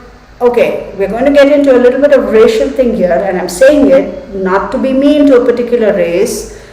She was able to sell, right, her concept. You look at her primary investors, they're all older, accomplished white guys. Okay? Now, again, I'm not saying this because I'm a racist and I'm not dissing any race. I've said this time and time and again. Look at me. Right? And again, the reason why I get slightly pissed off when people ask you, where are you from and what's your ethnicity, and they kind of jump to conclusions. It's like, more so today than ever, we shouldn't be asking those questions because of all the racial discrimination is going on. So really, let's stop it right there. Let's not want to ask somebody what's your ethnicity and what's your race. And I had an email from somebody who said, oh, because you're Indian. How do you know I'm Indian? I never said I'm an Indian. How do you just jump to conclusions that I'm an Indian? And even if I am, like, how does that matter? I actually got an email from somebody. She's like, oh, I don't know whether you said you were in India, I missed it, but because of your ethnicity or something, I just assumed. So, I mean, what I understand is she just assumes I'm an Indian because I'm in India right now. Oh, yeah. I didn't even respond to the email. Oh, I don't know whether it was an email or a comment. I didn't even respond. And like, I don't even. So in this day and age where there's all this awareness and people like talking about racism and discrimination and all that, let's not ask. It all starts with that simple question. Remember, we're always wanting to compartmentalize people and to kind of profile people. Let's not even ask. What does it matter? We're human beings. Doesn't matter what color, what your ethnicity, what your origin, where you're from. It doesn't matter. Let's just accept each other for who we are. Having said that, let me just preface it one more time. I am not mentioning these people's race and color because I'm a racist. I'm just saying the way she presented herself, it was so easy for her to literally lure all these privileged, folks, men who are established in their industries, all white guys. They bought into her persona, okay? You go research it, it's all out there in the internet. And you look at the amount of money they gave her to start Theranos. What a scam. Go see how that whistle was blown. Such a scam. And here's the sad part, y'all. She subsequently got married to some rich guy and she has a baby and she's living her life. Here's the thing that really gets me as far as that Elizabeth Holmes is concerned. She thought she could fashion herself after that Apple guy, what's his name? I forget his name. With the black turtleneck and all, like, girl, I mean, be your own self, create your own identity. Why are you trying to follow somebody else's? Steve Jobs, you know, he always used to wear the turtleneck or whatever. I'm like, what a ding dong. Have your own identity. I mean, do you seriously think wearing a turtleneck is going to make you the next Steve Jobs? Well, clearly not. Here's the part that gets me, and this is the saddest part with our justice system. Forget about taking all the money from all these people and saying, I got this magical kit that you don't have to draw endless cc's of blood to do blood testing, one prick, and that's enough to do 820,000 different tests. That is absolutely impossible, right?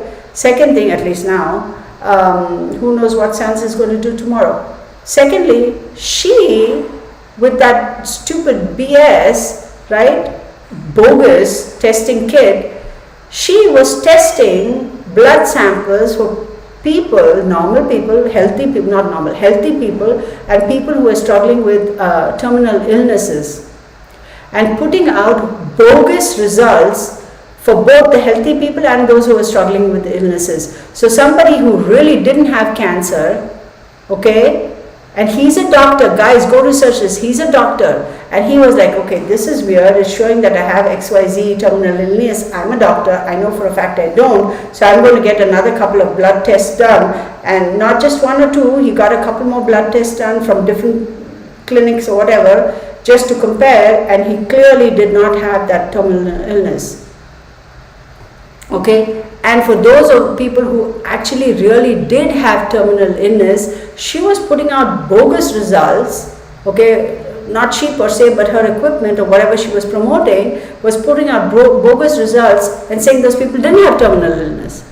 She played with people's lives, y'all. She played, forget about stealing money, that's also playing with people's lives, but these are all rich guys, so we talk about that 20 different ways. But she was playing with people's lives, their health, their lives. And she was saying, diagnosing people, absolutely healthy people, she was diagnosing them as having terminal illnesses. How is this god awful, horrendous, evil woman living life, married, having a child, and still wearing a goddamn turtlenecks, walking around, living in a fancy place? How? What is wrong with the American justice system? How do people like this get away with stuff? Oh, it makes my blood boil. It makes my blood boil. There we go, another rant, right? So, and I missed all the fancy comments, and I have to go and read.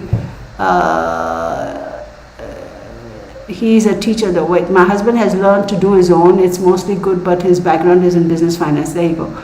Okay. Wait, Biker Babe, who are you looking up? Are we talking about Elizabeth Holmes? Yeah, I never was a celebrity, but there you go, Biker Babe, you're smart. Never understood how people got so worked up over people they will never. Exactly, it's like just because they oh, I'm not going to mention names because we'll have a big war over here. I've never bought into, you know, actually, screw it, I'll just say it, because really, who cares, right? What am I afraid of? The big O, Oprah Winfrey, I never bought into her. Never bought into her. Oprah Winfrey, Tiger Woods, Kobe, okay? I never bought it. They never did me any personal damage, okay? I have no interaction with those people. Let me just preface that, okay? I haven't met them or spoke to them or interacted with them in any way, shape or form. Never, never, never, okay? But this is the sense I got. Never bought into Oprah Winfrey. I hardly ever watched any of her shows. I don't know, maybe 2 or 3 times. Even now she's got an Oprah Winfrey network on YouTube. I don't watch. The moment I see the OWN, I'm like, click, next. Oprah Winfrey, Tiger Woods, Kobe, Lance Armstrong, okay, who's that other guy? Oh my god, he's a celebrity too. Oh gosh, what's that guy? Shoot, what's his name?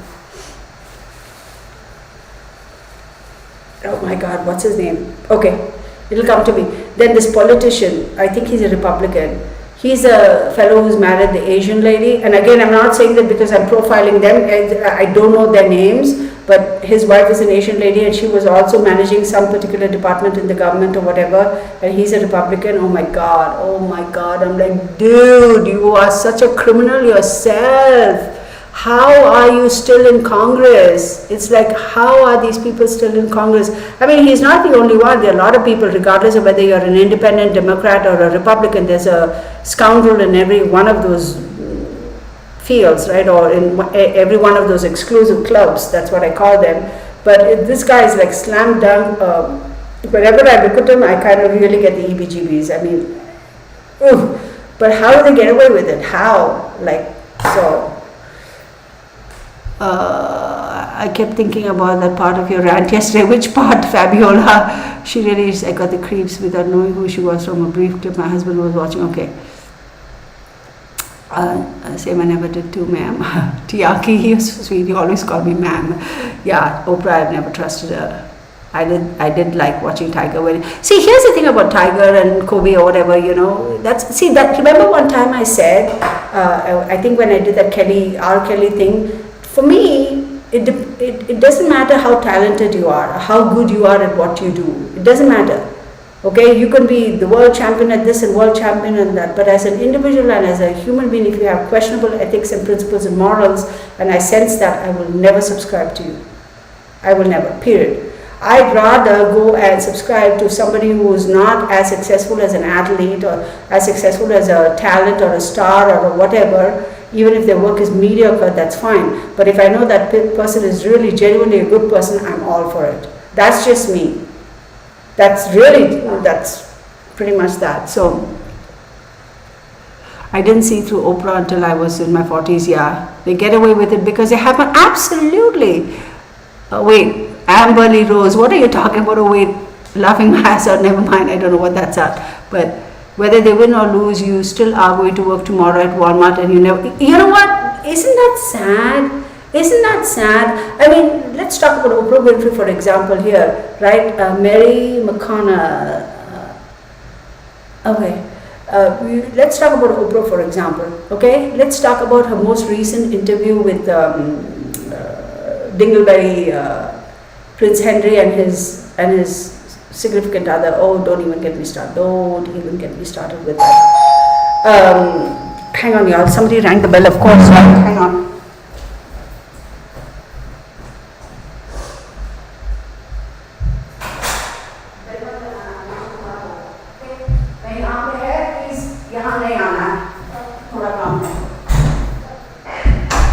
Okay, I'm so sorry about that, y'all. Okay. So that interview we saw, right? It's like, listen, Oprah, answer me this. How much money did you make from that? Okay, how much money did you truly make? Secondly, as a journalist, shouldn't your primary goal be a neutral position? Don't take sides and don't be partial. That is what a good journalist does, a real journalist. And there are a lot of those people around still in today's world, which is wonderful. Right?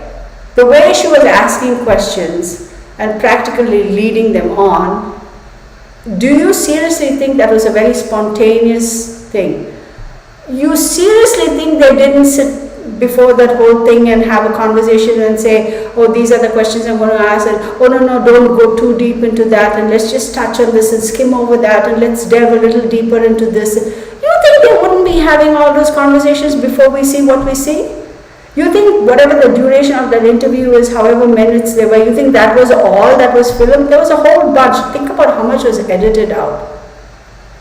Like, really, Oprah Winfrey? Like, how responsible and how truly good are you, a journalist, to be putting on work like that?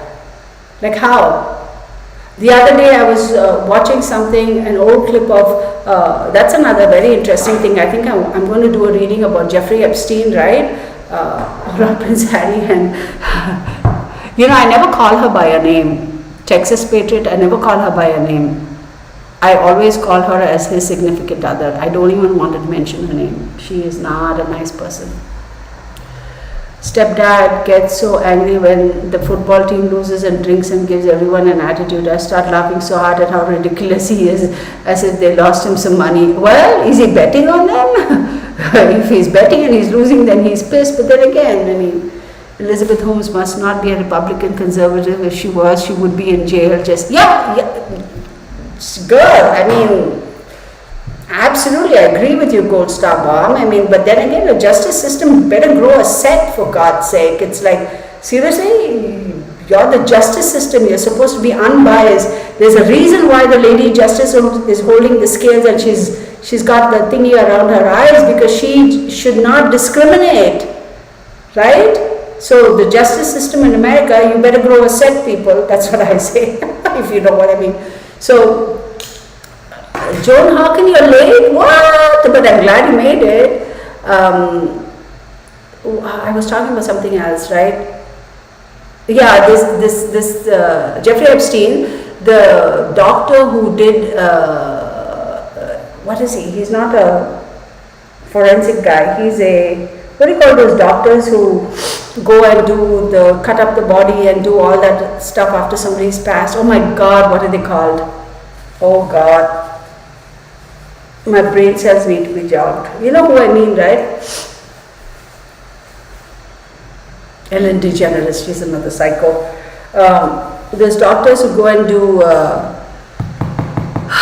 come on, somebody help me. What do you call those people who go and, like, after the person is deceased, they go and do surgery and then figure out what the cause of death was and this, that, and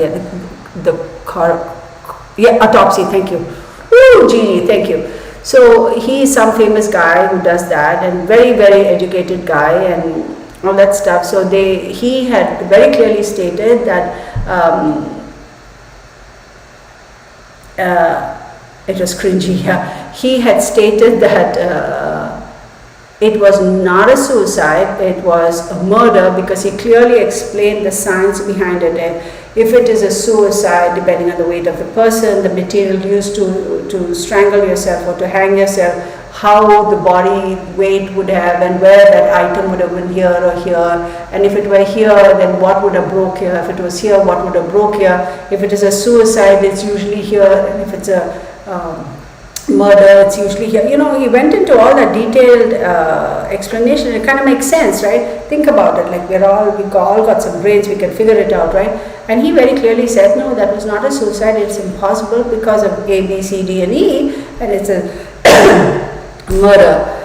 Wonderful Oprah Winfrey's even more wonderful love friend, Gayle King, who's, my goodness, another one of those, she's like, but doctor, like, why are you saying that? Is it because you stand to benefit? Because apparently Jeffrey Epstein's brother, Mark Epstein, or whoever, had asked for an independent opinion and do the autopsy, right? Or he didn't do the autopsy, this doctor. He went through the autopsy thingamajiggies, the reports, right? The autopsy was done by the coroner, right? So he went through all the reports, and his conclusion was it was 100% murder. So she's like, wait, are you on the take? I mean, not in those exact words. She's like, was the family going to benefit if it was a murder or a suicide? And are you going to benefit by giving by saying it's a murder, not a suicide? You should have seen this doctor's face, an elderly, accomplished gentleman, brilliant guy. He's like, how do I stand to gain anything? The family doesn't stand to gain anything whether it's a suicide or murder. They just want to know, because they want to know. And for Gayle King to ask that question and be so absolutely disrespectful and stupid to ask that question on national television goes to show how greatly lacking she is in her journalistic skills. Because you, dummy, should have done your research on the doctor before you even got him on the show and you had your questions. Yes, we know how the network works. You have a set of different people who decide who the guest is going to be. You have another set who does all the coordination. You have another set who does all the research, and they give you a list, and then you ask these questions. I get it. But a true journalist would also do his or her own research, okay, so that you come across as being intelligent and you're able to ask intelligent questions. When she asks his doctor this question, I'm telling you, I wanted to reach through the screen and smack her because I was like, you dummy, what is wrong with you?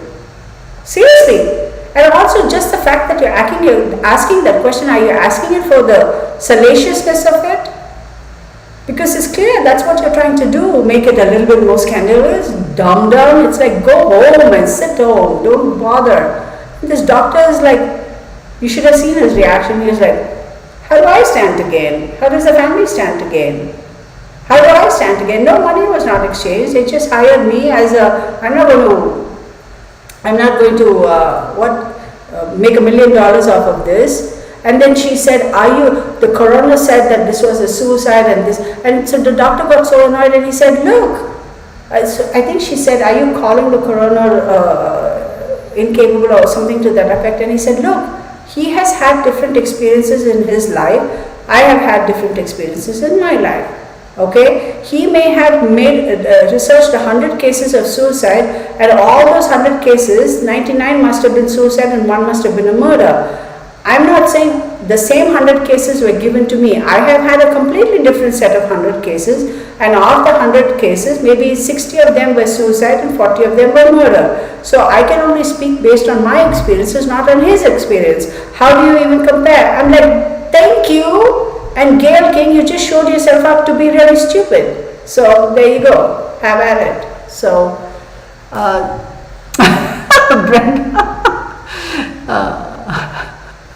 I just speak my mind, y'all. I just speak my mind. It's like, you know what? And I'll tell you another thing. I can say this because look at all the gray hair, and I am not going to color my hair. I've decided I'm like not. I'm just not. My parents always used to say, you know, as we get older, I'm like, why are you getting so cranky and why are you getting so ornery and stuff? And they're like, you don't understand. As you get older, you care less for BS. And it's true. As you get older, you care less for BS. It's like, this is it. Take it or leave it. So I think I am there. Oh my God, they have turned poor Summer into a nightmare for the. You know, I'm going to do another reading for Summer because there's a lot that's going on with that Summer Wells case. Oh God, you know what? I'm going to do it. Are you guys ready? Are you guys ready? I don't know whether I should roll it into the crypto thing though. She is, for a minute I thought you meant Ellen. Oh. And all that thing about Ellen DeGeneres is like, oh, I didn't mean like that. And she's got all those red crying eyes. I'm like, girl, whatever. I shouldn't do this because this was supposed to be crypto. But what is the time now? I don't even know. I probably should put it in the description box. But for anybody who's interested in just watching the crypto, just know from here on it's going to be just a little bit. I'm just going to do one quick spread for Summer, okay? Just one quick spread. Let's figure out what's going on.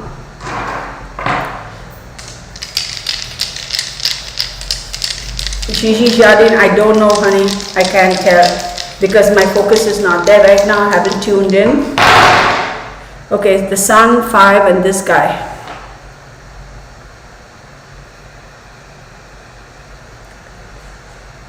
I got the number 5 and the Sun. So give me one quick second. What happened to all my notes? I don't have it. Hang on, guys, 1 second. I need to just quick. Oh, come on, computer, don't die on me now. Yeah, give me one quick second.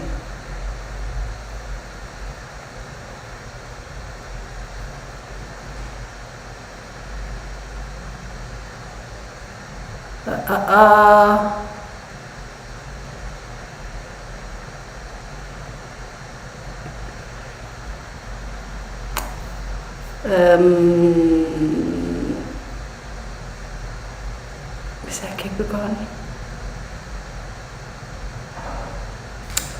Why though? But that's the thing. Okay, I'm back. Stop watching. It was turning my stomach both sides. I love how you think, Texas. What did she say? Start another one. We can. Oh, can you? Okay, so would you guys prefer to do that? I can, is that, okay, so let's do that so that people like don't lose their stuff. Okay, y'all, I'm going to close out now, close out this live stream and starting a new one, impromptu. Okay, how about that, y'all? Okay, so let's do that. Okay, I'm going to close this out. I'm going to start another one. Let me just stop this end stream. Let me end this stream. Okay guys, I'm going to see you on the other side. I hope I'm able to connect. Okay, there, your stream will stop immediately and you will no longer be live. Okay, that's